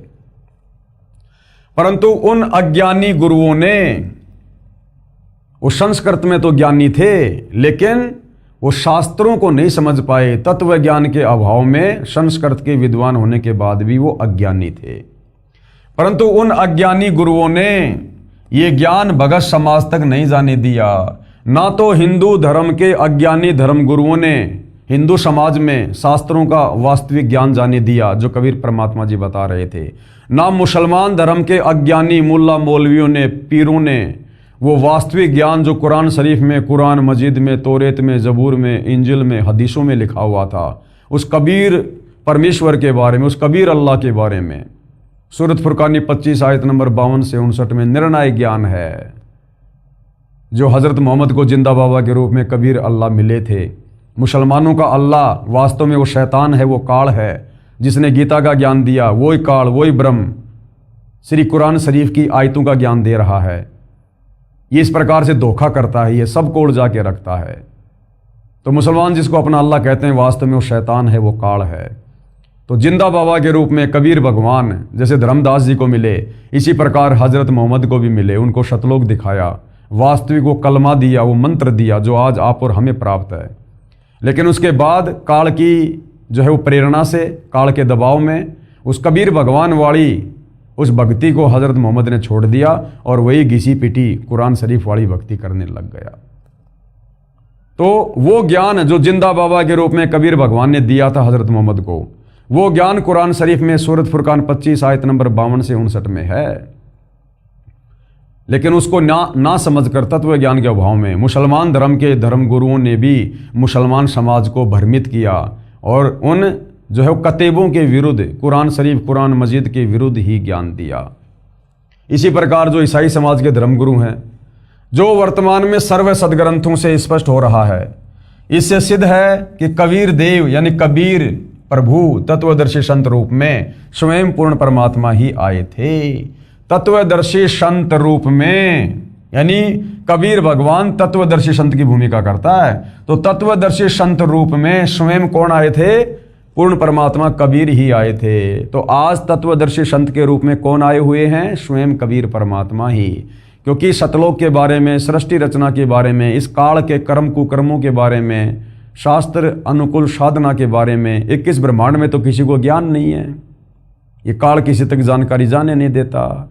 चारों वेदों में केवल उस परमात्मा की जानकारी है, लेकिन उसकी प्राप्ति का मंत्र नहीं है। प्राप्ति का मंत्र केवल ओम है, इस काल तक की साधना है। तो कैसे पता चलेगा? कैसे आत्मा सतलोक जाएंगी? कैसे मोक्ष होगा? उसके लिए कबीर भगवान खुद ही सतलोक से चलकर पृथ्वी पर आते हैं। उसके बाद देखिए भाइयों और बहनों, आगे आदरणीय गरीबदास साहिब जी की अमृतवाणी में सृष्टि रचना का प्रमाण। अभी आपने कबीर परमेश्वर जी की वाणी में सृष्टि रचना देखी। अब यही ज्ञान सेम टू सेम कबीर परमेश्वर जी ने 300 साल पहले जिंदा बाबा के रूप में गांव छुडानी, जिला झज्जर, हरियाणा में प्रकट होकर 10 वर्षीय बालक गरीबदास जी को बताया। गरीबदास जी की रुचि को देखकर परमात्मा उसके शरीर से आत्मा निकालकर सतलोक ले गए। सतलोक दिखाया, उसका ज्ञान योग खोला, नीचे के सर्व ब्रह्मांड दिखाए, काल बैठा हुआ दिखाया 21वें ब्रह्मांड में, दुर्गा का लोक दिखाया, ब्रह्मा विष्णु महेश के लोक दिखाए, धर्मराय का लोक दिखाया। उसके बाद उन्हें वापस उनके शरीर में छोड़ा और उसके बाद आदरणीय गरीबदास जी ने 24,000 वाणियों युक्त अमर ग्रंथ सदग्रंथ साहिब को लिखवाया, जिसको 5वां वेद सूक्ष्म वेद कहते हैं। तो सूक्ष्म वेद यानी गरीबदास जी की वाणी में भी सृष्टि रचना का ज्यों का त्यों प्रमाण है। आदि रमणी सदग्रंथ पेज नंबर 690 से 692 में, और क्या लिखा हुआ है देखिएगा। आदि रमणी अदली सारा और जादिन होते धुंधुकारा। यानी जिस समय यहाँ ना कोई 21 ब्रह्मांड था, ना कोई लोक था, अंधकार ही अंधकार था, ये 21 ब्रह्मांड रूपी कोई सृष्टि नहीं थी, केवल वो अविनाशी लोक था, सतलोक था। सत्य पुरुष की न्या प्रकाशा, उसके बाद उस परमपिता परमेश्वर ने सृष्टि की। हम होते तकत कबीर खवाशा, तो लोग बोले फिर आप कहाँ थे उस समय जब सब कुछ अंधकार ही अंधकार था, कुछ ही नहीं था, तो फिर भाई गरीबदास जी आप कहाँ थे उस समय? तो गरीबदास जी कह रहे हैं हम होते तकत कबीर खवाशा, हम उस समय कबीर परमात्मा के लोक में, अमर लोक में हम उनके नौकर थे, हम उनके तकत के पास में थे, सिंहासन के पास में थे। मन मोहिनी सिरजी माया, सृष्टि रचना के माध्यम से बता रहे हैं संक्षेप में कि मन मोहिनी यानी मन को मोह लेने वाली उस हंस आत्मा का जिसने सबसे पहले काल के साथ जाने के लिए हाथ खड़ा किया, कबीर परमात्मा ने एक सुंदर युवती, एक लड़की बनाई, युवा शरीर बनाया, सुंदर शरीर बनाया, जिसने इस काल का मोह हर लिया और सत्य पुरुष एक ख्याल बनाया। धर्मराज सिरजे दरबानी, धर्मराज की भी परमात्मा ने अंडे से उत्पत्ति की और 64 युग तप सेवा ठानी। और जब इसने 64 युग तप किया, वैसे इसने 3 बार तप किया था क्योंकि यह संक्षेप में सृष्टि रचना की जानकारी दी जा रही है। सबसे पहले सतलोक में इस काल में 70 युग तप किया, जिसके बदले में परमात्मा ने 21 ब्रह्मांड दिए। फिर दोबारा इसने 70 युग तप किया, जिसके बदले में 3 गुण और 5 ये तत्व दिए, सृष्टि रचना की सामग्री दी। चौथी बार इसने 64 युग तप किया, जिसके बदले में फिर हम सभी आत्माएं इसके लोक में आ गई। धर्मराज सिरजे दरबानी 64 युग तप सेवा ठानी और पुरुष पृथ्वी जाकू दीनी, पुरुष यानी कबीर भगवान ने, और ये पृथ्वी यानी ये टुकड़ा 21 ब्रह्मांड का इस काल को दिया। और राज करो देवा आदीनी, और कबीर भगवान ने कहा कि भैया सत का राज करना, इन आत्माओं को दुखी मत करना। तो काल बोला पिताजी सत का राज करूंगा, जो जैसा कर्म करेगा वैसा ही फल दूंगा। सत का राज धर्म राय करही और अपना किया सबे दंड भरही। ब्रह्मांड 21 राज तुम दीन्या, कबीर परमात्मा बोले कि मैंने तेरे को 21 ब्रह्मांड का राज्य दे दिया। मन की इच्छा सब जुग लीन्या, जो तूने इच्छा जाहिर की तेरे को सब कुछ दे दिया है मैंने तेरे तप के बदले में। माया मूल रूप एक छाजा, परमात्मा ने वो माया बनाई, आदि माया दुर्गा, और मोही लिए जिन्हू धर्मराजा, जिसने काल को मोह लिया रजोगुण के प्रभाव से, काल उस पर आकर्षित हो गया, मोहित हो गया। धर्म का मन चंचल चित धारा, दुर्गा के युवा शरीर को, सुंदर शरीर को देखकर धर्म यानी काल का मन चंचल हो गया, यानी काल आपे से बाहर हो गया विषय वासनाओं के अंतर्गत आकर, और मन माया का रूप विचारा, और दुर्गा के ऊपर आसक्त होकर उसके साथ में बदतमीजी यानी बलात् करने का प्रयास किया। चंचल चेरी चपल चिरागा, या के पर से सर बस जा गया, यानी सारा काम बिगाड़ लिया उसके पीछे लग के। धर्मराय किया मन का भागी, विषय वासना संग से जागी, मन के वशीभूत हो गया, कामदेव के वशीभूत हो गया और विषय वासना जागृत हो गई। अब शंका होगी मन में कि भाई सतलोक में तो ये तीनों गुण है ही नहीं, वहाँ तो विषय वासना है ही नहीं, तो धर्मराज के अंदर कैसे आ गई विषय वासना? देखो भाई और बहनों, जो गलती करेगा वो सजा पाएगा। सतलोक में सब कुछ है, आप ये ना सोचो कि सतलोक में कुछ है नहीं, वहाँ सब कुछ है। यहाँ 21 ब्रह्मांड में जो भी कुछ है ये सतलोक से ही आया है, ये सतलोक की पृथ्वी का एक टुकड़ा है, वहाँ पर हर चीज़ नूरी है। इसको श्राप लगने के बाद यहाँ पर आकर ये 5 तत्व में विलीन हो गई, वरना ये जितने भी ये पहाड़ वगैरह हम देख रहे हैं ना, ये सारे वहाँ पर हीरे मोती लाल के हैं, लेकिन यहाँ आते ये 5 तत्व में हो गए। तो सतलोक में सब कुछ है। तो 5 तत्व और 3 गुण ये सतलोक से ही काल को मिले थे, कूरम के मुकुट से। लेकिन इसने अगर ये आधीनी से मांगता तो ये प्रभाव इसके ऊपर नहीं होता, लेकिन इसने जबरदस्ती की, इसने बेअदबी की, इसने गलती की, कूरम के मुकुट को जबरदस्ती हिला दिया, और बीज रूप में जो ये 3 गुण रज सत और तम और 5 ये तत्व पृथ्वी अग्नि जल वायु आकाश, ये बीज रूप में सूक्ष्म रूप में थे, जो ये लेकर वहां से भाग लिया।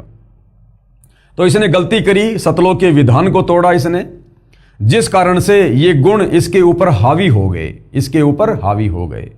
अब जैसे हमारे घर में लाइट है, अब लाइट है तो लाइट से यदि हम अच्छा काम लेंगे तो लाइट हमें जूस बना के देगी, चक्की से हम लोग आटा पीसेंगे, ट्यूबलाइट जलाएंगे। लाइट से हम बहुत सारे काम करते हैं जो हमारे लिए फायदेमंद हैं।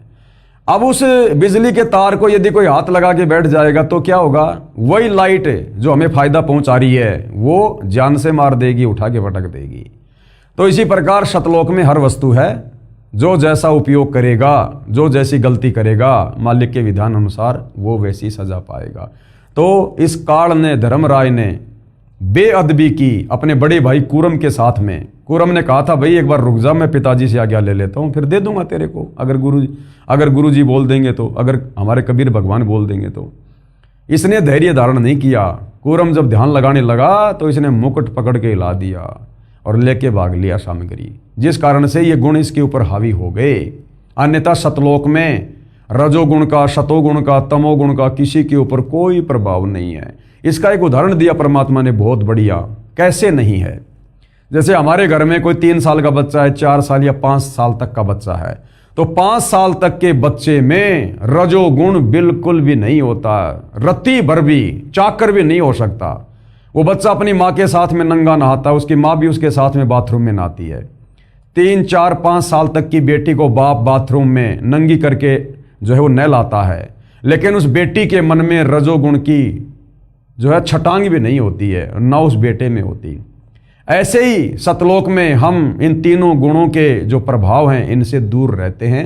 वहां शौपन में भी ये तीनों गुण हमारे ऊपर हावी नहीं है। धर्मराय किया मन का भागी और विषय वासना संग से जागी। आदि पुरुष अदली अनरागी। आदि पुरुष सबसे पहले वाला परमात्मा कबीर भगवान, और अदली यानी वो न्यायकारी परमात्मा है। न्यायकारी, सबके साथ बिल्कुल न्याय करता है। अनुरागी, सबके अंदर प्यार प्रेम रखने वाला, लेकिन वो प्यार प्रेम मोह ममता वाला नहीं है। कर्मानुसार सजा भी वो भगवान ही देता है। फिर धर्मराय दिया दिल से त्यागी। उस कबीर भगवान ने, न्यायकारी उस परमात्मा ने धर्मराया ने काल को दिल से त्याग दिया कि इस सतलोक में, ऐसे सच्चे लोक में, और तूने विषय वासनाओं से प्रेरित होकर ये गंदा कर्म करने की सोची भी कैसे? ऐसे गंदा कर्म करने की सोचने वाले के लिए सतलोक में कोई जगह नहीं है। तो धर्मराय दिया दिल से त्यागी। परमात्मा ने धर्मराय को, काल को दिल से त्याग दिया कि अब तू सतलोक में रहने योग्य नहीं है। पुरुष लोक से दिया ढहाई। पुरुष लोक यानी सतलोक से काल को नीचे ढहा दिया, यानी नीचे भेज दिया। जैसे कहते ना कि तूने दीवार को ढा दिया, यानी दीवार को नीचे गिरा दिया। तो सतलोक से 21 ब्रह्मांड सहित हम सभी आत्माओं को दुर्गा में प्रवेश करके सूक्ष्म रूप में दुर्गा और काल सहित परमात्मा ने 16 संकोच की दूरी पर भेज दिया। आगम दीप चली आए भाई। और आगे जो दीप था एक सहजदास का, क्योंकि परमात्मा के 16 पुत्र हैं सतलोक में, सब अलग अलग जगह पे रहते, अलग अलग द्वीप में। तो जब ये 21 ब्रह्मांड जा रहे थे तो उधर एक सहजदास का लोक आया। तो काल ने सोचा कि भैया हो सकता है परमात्मा माफ कर दें, सहजदास के माध्यम से मैं कुछ प्रार्थना करूं। तो जब काल जा रहा था अपने 21 ब्रह्मांड सहित, तो वहां पर सहजदास का लोक आया। सहजदास जिस दीप रहता, सहजदास जिस लोक में रहता था, कारण कौन कौन कुलपन था। धर्मराय बोले दरबानी, सुनो सहजदास ब्रह्मज्ञानी। हे सहजदास मेरे भाई, हे ब्रह्मज्ञानी, मैं आपसे अर्ज करता हूं, मेरी बात सुनो। 64 युग हम सेवा कीनी। मैंने सतलोक में 64 युग तक मैंने तप किया, जिसके बदले में पुरुष ये पृथ्वी हमको दीनी। 21 ब्रह्मांड मेरे को दिए हैं पिताजी ने। चंचल रूप भया मन मोरा। लेकिन इस दुर्गा को देखकर, इस आदि माया को देखकर मैं आपे से बाहर हो गया, विषय वासनाओं में आ गया। मोहिनी मन मोहिनी ठगिया भोरा। और मेरे को इसने ठग लिया, इसके रूप ने। मैं गलती कर बैठा। सत्य पुरुष के ना मन भाए। उस गंदे कर्म के चलते मैं पिताजी के मन को नहीं भाया, पिताजी नाराज हो गए और पुरुष लोक से हम चली आए और सतलोक से मेरे को निकाल दिया गया है। अगर दीप सुनत बड़बागी, सहजदास मेटो मन पागी। ये सहजदास तुम पिताजी से प्रार्थना करो, अगर मेरे को यहाँ पर रहने की इजाज़त मिल जाए तो। बोले सहजदास दिलदानी। सहजदास क्या बोला? हम तो चाकर सत सहदानी। हम तो कबीर भगवान के नौकर हैं, उनके चाकर हैं भाई। सत्य पुरुष से अर्ज गुजारूं, मैं तो तेरी प्रार्थना कर सकता हूं पिताजी से, सत्य पुरुष से, कबीर भगवान से, जब तुम्हारा विमान उतारूं, उसके बाद मैं तेरा विमान उतारूंगा। ये शिक्षा है हम भगत भाई बहनों के लिए।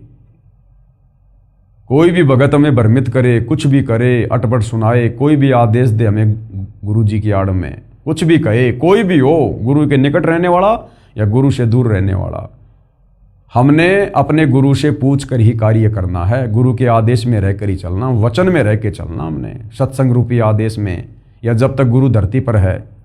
और यदि वो आदेश आपको किसी सत्संग में नहीं मिल रहा है तो फिर अपने गुरु जी से पूछो, उनसे आज्ञा लो। उसके बाद तो सहजदास क्या बोला, पहले मैं पिताजी से आज्ञा लूंगा भाई, जब तुम्हारा विमान उतारूं।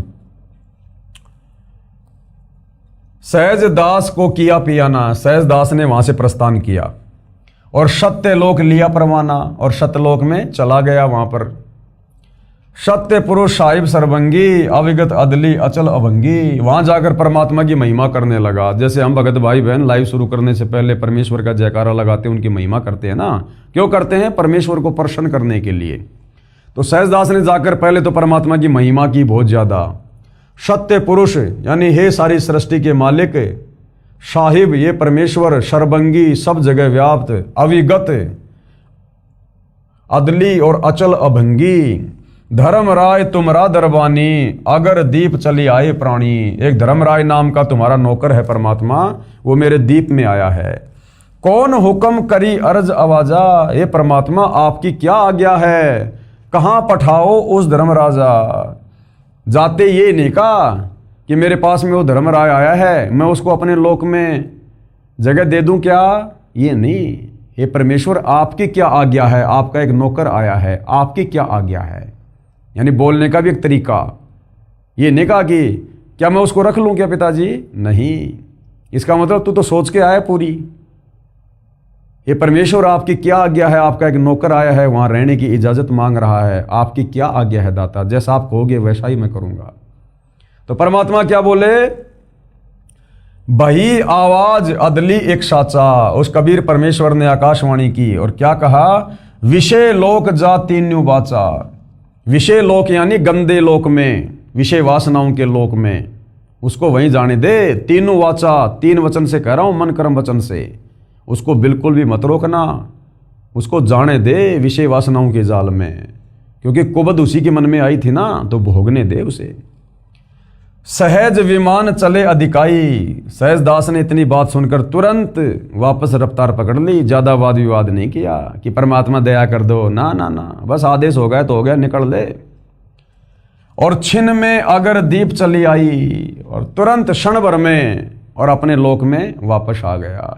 यानी गुरु भाई और बहनों, पहली बात तो हमने गुरु के सामने ऐसी कोई बात बोलनी नहीं चाहिए, बिल्कुल भी अपने मुंह को बंद रखना चाहिए, क्योंकि सारी शंका गुरु जी के ज्ञान में, गुरु जी के सत्संग में समाप्त हो जाती है, केवल भक्ति करना शेष हो जाता है।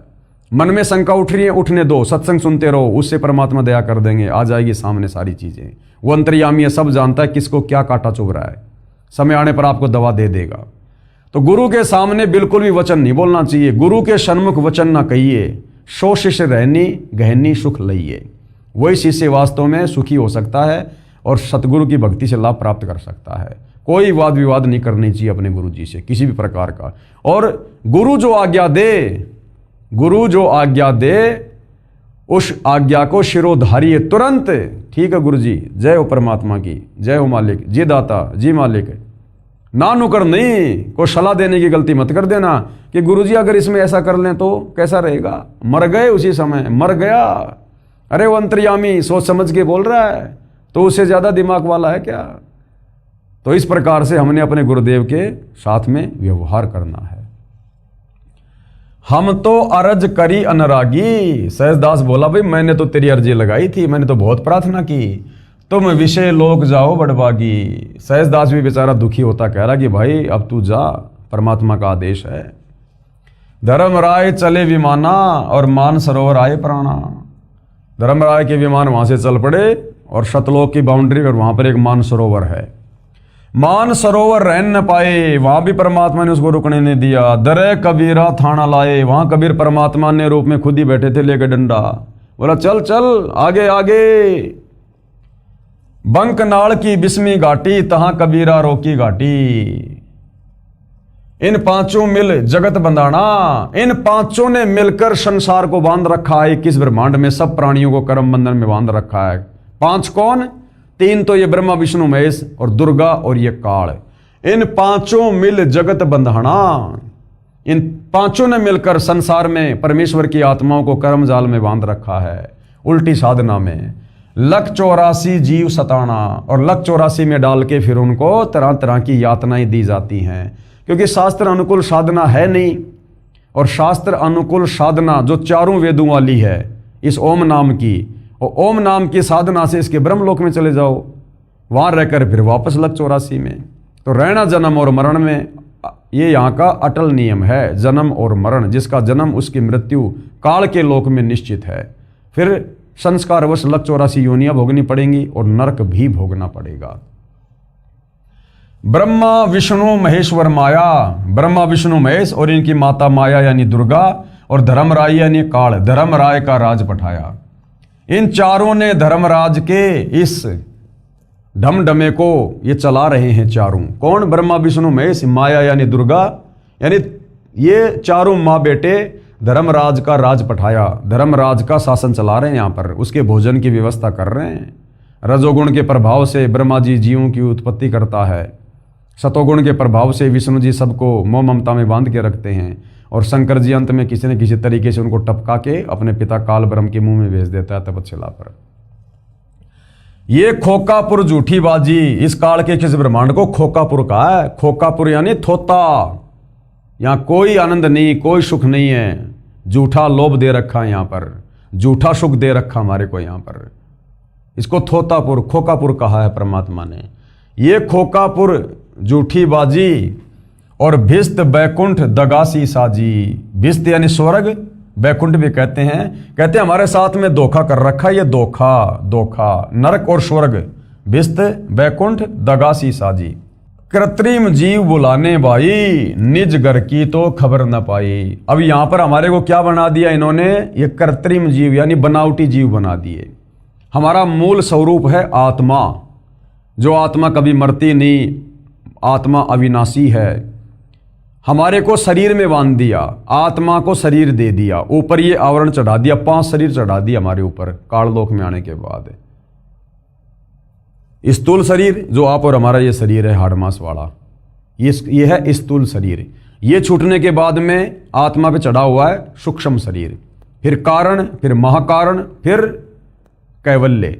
तो आत्मा के ऊपर 5 आवरण, 5 शरीर इस काल ने चढ़ा रखे हैं। इसलिए आत्मा को क्या कहा है? कृत्रिम जीव, बनावटी जीव। कृत्रिम जीव बुलाने भाई, निज घर की तो खबर ना पाई, और हमें सतलोक की तो खबर ही बुला दी। हमारी मेमोरी डिलीट कर दी, हम कहाँ से आए थे, कहाँ रहा करते थे, हमारे को सतलोक का रास्ता ही बुला दिया, खोज खबरी नहीं है यहाँ। 1.25 लाख उपजे नित हंसा, यानी ये दुर्गा रोजाना 1.25 लाख जीवों की उत्पत्ति करती है, और 1 लाख विन से नित अंसा, और 1 लाख रोजाना ये काल तपस्या पर भून भून के खाता है। 1 लाख जीव तो काल रोजाना तपस्या पर भून भून के खाता है, और 1.25 लाख ये दुर्गा रोजाना उत्पन्न करती है।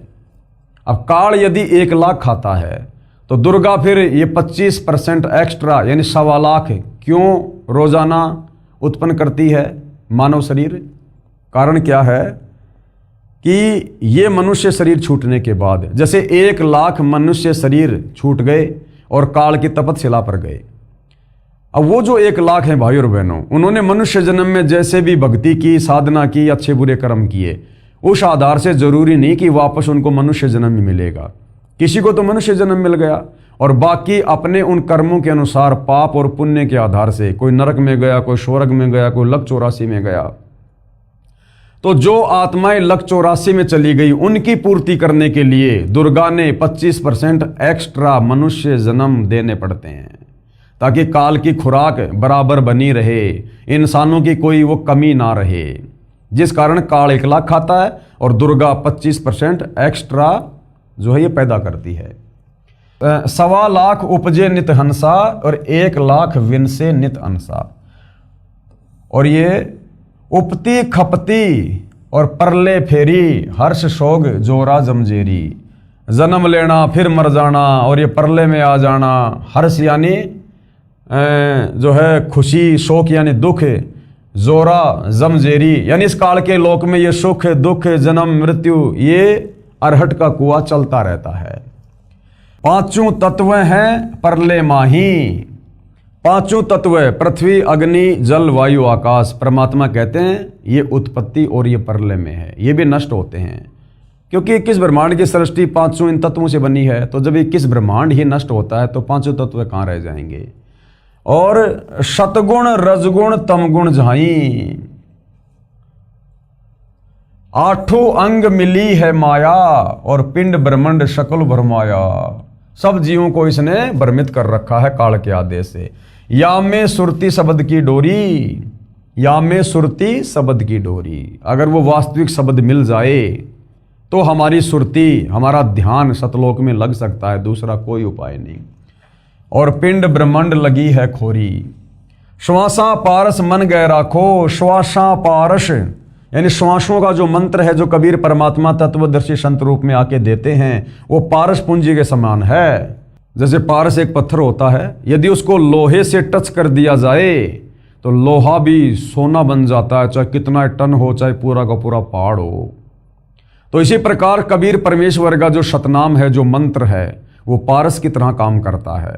जिस आत्मा को मिल जाता है और जो मर्यादा में रहकर उसका यूज करता है, यानी गुरु मर्यादा में रहकर सुमरण करता है, तो वो इस प्रकार से भक्ति धन जमा करने लग जाता है मुक्ति के लिए।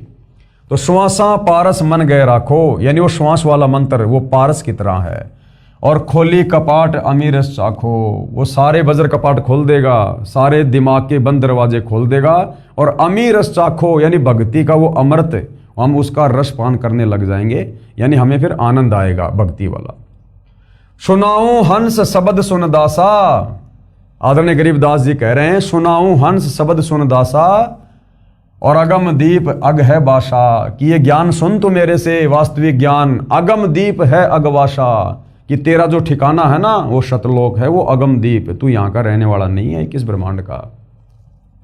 भवसागर जमदंड समाना, इस भवसागर में काल के किस ब्रह्मांड में तो तू केवल यहाँ पर काल के द्वारा जो है वो दंडित किया जा रहा है।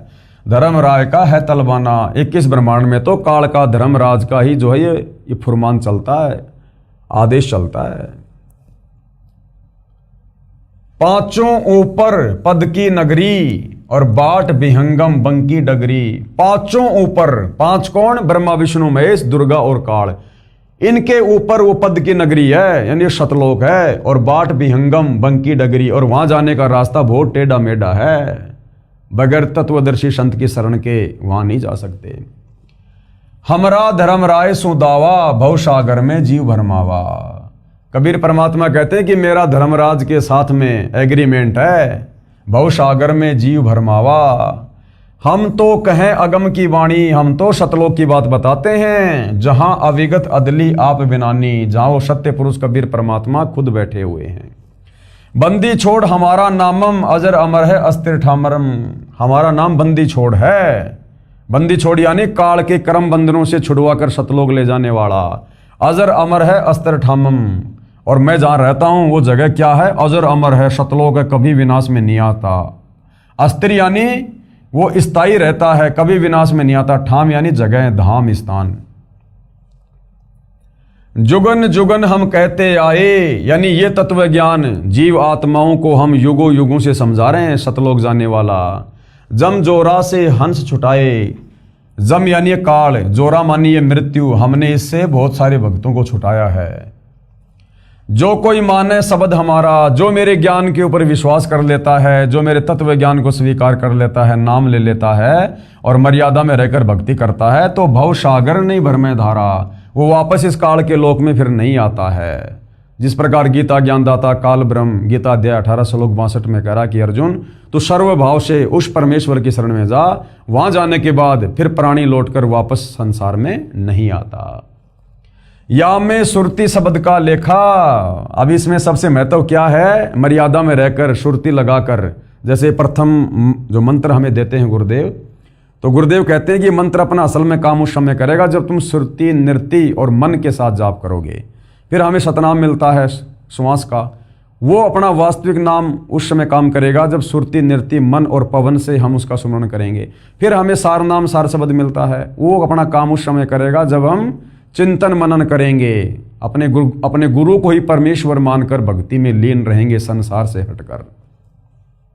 या में सुरती शब्द का लेखा, तन अंदर मन और कहो कीन देखा।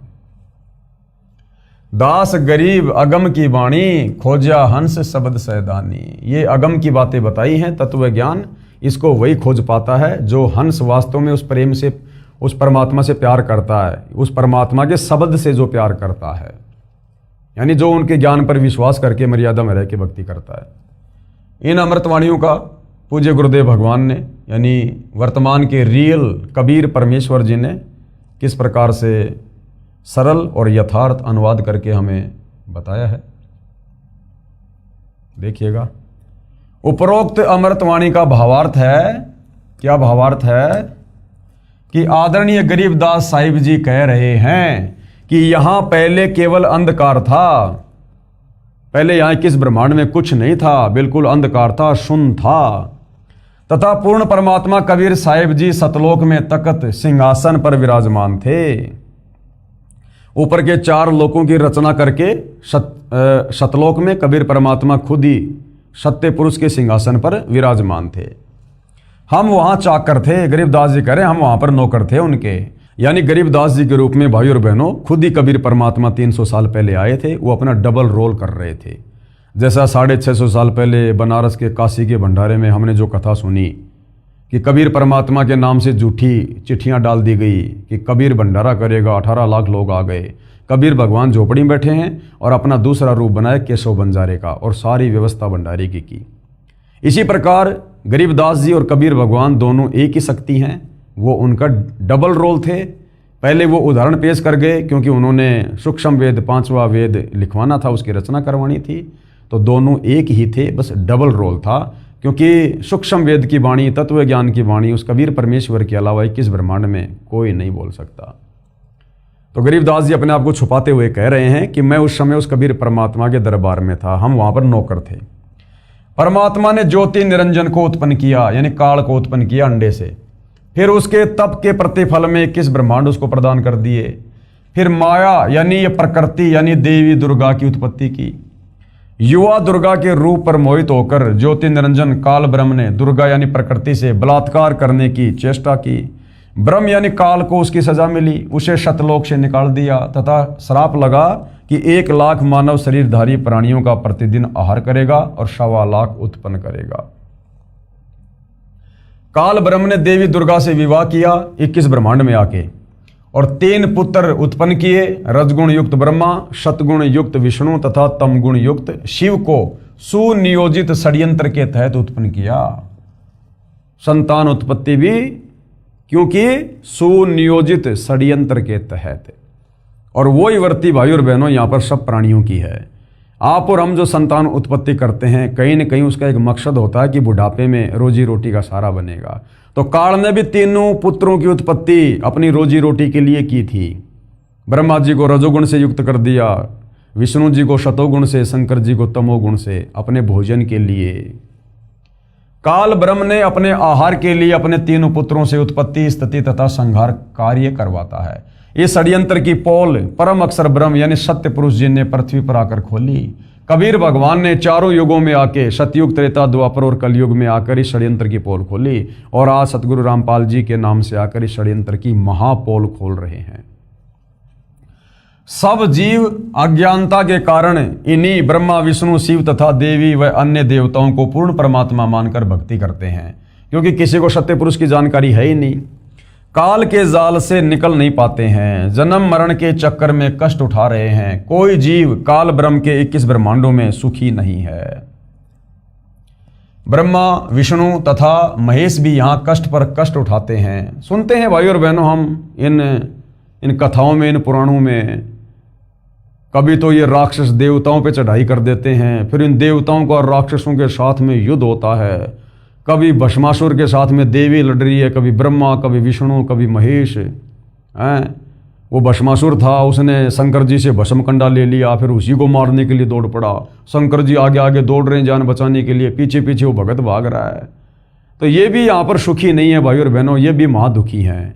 फिर ये नीचे जो अवतार धारण करके आते हैं, जैसे नारद ने विष्णु जी को श्राप दे दिया, जिनको हम भगवान कहते हैं। अरे भगवान पे कोई श्राप लगता है क्या? लेकिन ये भगवान नहीं थे। तो नारद जी ने, जो ब्रह्मा जी का बेटा है, उसने अपने चाचा विष्णु जी को श्राप दे दिया, और उस श्राप को भोगने के लिए विष्णु जी धरती पर रामचंद्र रूप में आए। पूरी जिंदगी यहाँ पर दुखी रहे। 14 साल का वनवास, औरत को रावण उठा ले गया, सेना इकट्ठी करके रावण को मार के अपनी स्त्री वापस लाया। वापस लाने के बाद में सीता जी को जंगल में निकाल दिया। खुद कहाँ बैठा है, बाल बच्चे कहाँ है, वो आदमी कभी सुखी हो सकता है? अंत में दुखी होकर सरयू नदी में आत्महत्या करनी पड़ी, जिसको लोग जल समाधि कहते हैं। ऐसे श्री कृष्ण जी आए हैं, जन्म लेते ही मामा उसका दुश्मन हो गया। थोड़ा सा बड़ा हुआ तो कभी पूतना मारने आ रही है, कभी काल्यावन, कभी जरासिंध, कभी शिशुपाल, कभी चाणोर, कभी केसी। बेचारा दुखी रहा। फिर महाभारत का युद्ध हो गया, 56 करोड़ यादव मर गए, श्री कृष्ण जी का खानदान नष्ट हो गया। अंत में उसके पैर में बालिया नाम के शिकारी ने, जो त्रेता युग में जो बाली वाली आत्मा थी, राम ने उसको धोखे से मारा था, द्वापर में उसका बदला देना पड़ा। उस बाली वाली आत्मा ने द्वापर में बालिया बनकर श्री कृष्ण जी के पैर में जहरीला तीर मारा, तड़प तड़प के मरा। तो ये देवता गण भी, ये ब्रह्मा विष्णु महेश भी काल के लोक में सुखी नहीं हैं। ब्रह्मा विष्णु महेश भी यहाँ कष्ट पर कष्ट उठाते हैं। इसी पुस्तक के पेज नंबर 43 पर लगी श्री देवी पुराण के प्रथम स्कंद के अध्याय 4 की फोटोकॉपी में श्री विष्णु जी ने ब्रह्मा जी से कहा कि मैं सदा तप करने में लगा रहता हूँ। तप से सिद्धि शक्ति प्राप्त करके, यानी बैटरी चार्ज करके, फिर राक्षसों से युद्ध करता रहता हूँ। जनता को दुख देने वाले दानवों को मारता हूँ, यानी उनके विकराल शरीरों को शांत करता हूँ। कभी सौभाग्य से समय मिला तो लक्ष्मी के साथ सुखपूर्वक समय व्यतीत करता हूँ, नहीं तो तप करके इन देवताओं के साथ युद्ध ही करता रहता हूँ। इस प्रकरण से सिद्ध हो जाता है कि यहाँ सर्व प्राणी जन्म मृत्यु का कष्ट उठा रहे हैं। यदि कोई पूर्ण परमात्मा का वास्तविक शब्द, सच्चा नाम, जाप मंत्र हमारे से प्राप्त करेगा, कौन कहते हैं? गरीबदास जी, यानी तत्वदर्शी संत से, उसको काल की बंद से, यानी बंधनों से छुड़वा देंगे। हमारा बंदी छोड़ नाम है। आदरणीय गरीबदास जी अपने गुरु व प्रभु कबीर जी के आधार पर यह कह रहे हैं कि सच्चे मंत्र अर्थात सतनाम व सार शब्द की प्राप्ति कर लो, पूर्ण मोक्ष हो जाएगा। नहीं तो नकली नाम देने वाले, शास्त्र विरुद्ध ज्ञान बताने वाले संतों व महंतों की मीठी मीठी बातों में फंसकर शास्त्र विधि रहित साधना करके काल जाल में रह जाओगे, फिर कष्ट पर कष्ट उठाओगे।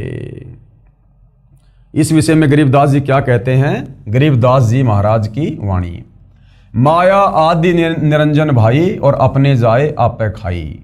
माया आदि निरंजन भाई, ये माया यानी दुर्गा और ये निरंजन यानी काल, ये दोनों अपने जाए आपे खाई।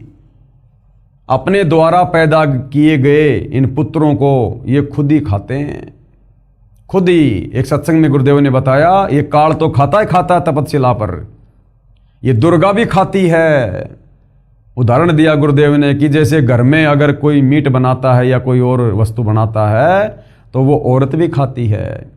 तो ये दुर्गा भी काल के साथ बराबर का साथ दे रही है, ये भी इन जीवों का भक्षण करती है। ये आदि माया निरंजन भाई अपने जाए आपे खाई। ब्रह्मा विष्णु महेश्वर चेला, ओम सोहम का है खेला। शिखर शून्य में धर्म अन्यायी। शिखर शून्य यानी 21वें ब्रह्मांड में ऊपर ब्रह्मलोक में ये धर्मराज अन्यायी रहता है। काल जिन शक्ति डायन महल पठाई, जिसने यहाँ पर अपनी पत्नी दुर्गा को सबके बीच में भेज रखा है अपने भोजन की व्यवस्था के लिए। 21 ब्रह्मांड में काल के आदेश से ब्रह्मा विष्णु महेश के द्वारा दुर्गा सारा सब कुछ ये करवा रही है। लाख गरासे नित उठ दूती। ये दुर्गा क्या करती है? रोजाना 1 लाख जीवों को मारकर काल के पास पहुंचाती है। और माया आदि तकत की कुत्ती, इसको कबीर परमेश्वर के दरबार की क्या कहा है? कुत्ती, यानी नौकरानी है ये उस कबीर भगवान के दरबार की, जो गलती करके यहां आ गई। सवा लाख घड़िए नित भांडे, रोजाना 1.25 जीवों की उत्पत्ति करती है भांडे यानी शरीर। और हंसा उत्पत्ति प्रलय डांडे। ये तीनों चेला बटपारी, सिरजे पुरुषा सिरजे नारी। ये तीनों चेला, ये ब्रह्मा विष्णु महेश, ये भी ठग बताए। सिरजे पुरुषा सिरजे नारी, अपने बाप के भोजन के लिए स्त्री और पुरुषों की उत्पत्ति करते हैं। और खोकापुर में जीव बुलाए, शौपना बहिस्त बैकुंठ बनाए। खोकापुर में जीव बुलाए, 21 ब्रह्मांड के प्राणियों को शास्त्र विरुद्ध साधना में लगाकर भ्रमित कर दिया, और फिर कभी नरक में कभी स्वर्ग में उनको भेजते रहते हैं। यो अरहट का कुआ लोई, या गढ़बंध्या है सब कोई। ये 21 ब्रह्मांड अरहट का कुआ है, और इसके बंधन में हर कोई बंधा हुआ है। कीड़ी यानी चींटी, कुंजर यानी हाथी, और अवतारा यानी ब्रह्मा विष्णु महेश भी अवतार रूप में। अरहट डोरी बंधे कई बारा, यानी चींटी से लेकर हाथी और ये ब्रह्मा विष्णु महेश तक भी अवतार रूप में आकर अरहट की डोरी से बंध चुके हैं। जन्म मरण के चक्कर में रहते हैं ये। अरब अलील इंद्र हैं भाई, अरहट डोरी बंधे सब आई। अरब अलील बार तेरे इंद्र, जो देवताओं का राजा है, ये भी बार बार जन्म और मरण में आ चुका है।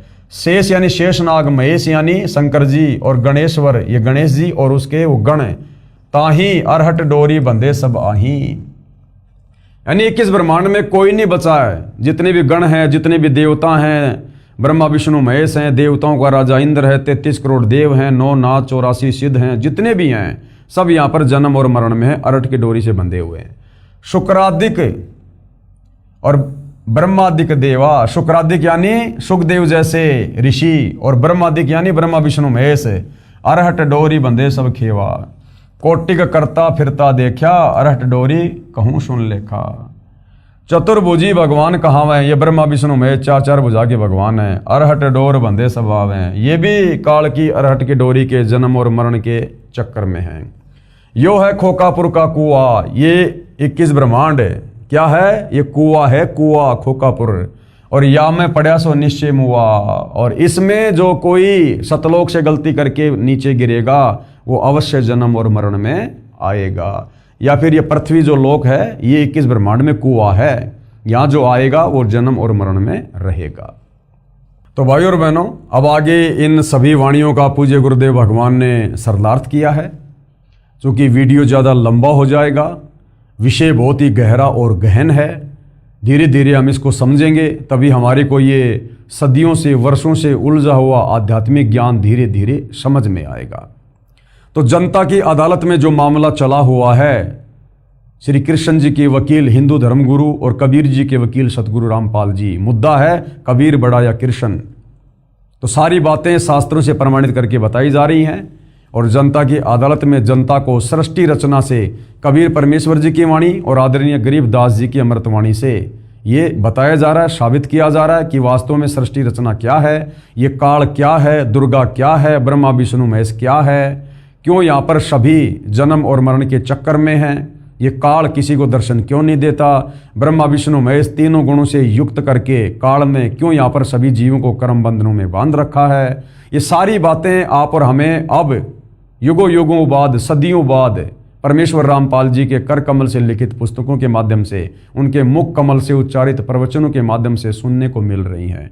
तो भाई और बहनों, ये अमृत ज्ञान है, इसका अमृतपान हमने अवश्य करना चाहिए और अपनी आत्मा का कल्याण उनसे उपदेश लेकर अवश्य करवाना चाहिए। ये मौका बार बार नहीं मिलेगा। तो जनता की अदालत में ये मुकदमा कबीर बड़ा या कृष्ण इसी प्रकार से जारी रहेगा जब तक हिंदू समाज के श्रद्धालु अपने सर्व पवित्र धर्म ग्रंथों में आंखों सच्चाई देखकर सत्य से परिचित ना हो जाएं। तो भाई और बहनों, आज की वीडियो में केवल इतना ही। कल फिर परमेश्वर की सेवा में हाजिर होंगे। तब तक पूज्य गुरुदेव भगवान हम सबको आज्ञा दें, आशीर्वाद दें, सद्बुद्धि दें, मार्गदर्शन करें। बंदी छोड़ सतगुरु रामपाल जी परमेश्वर जी की जय हो।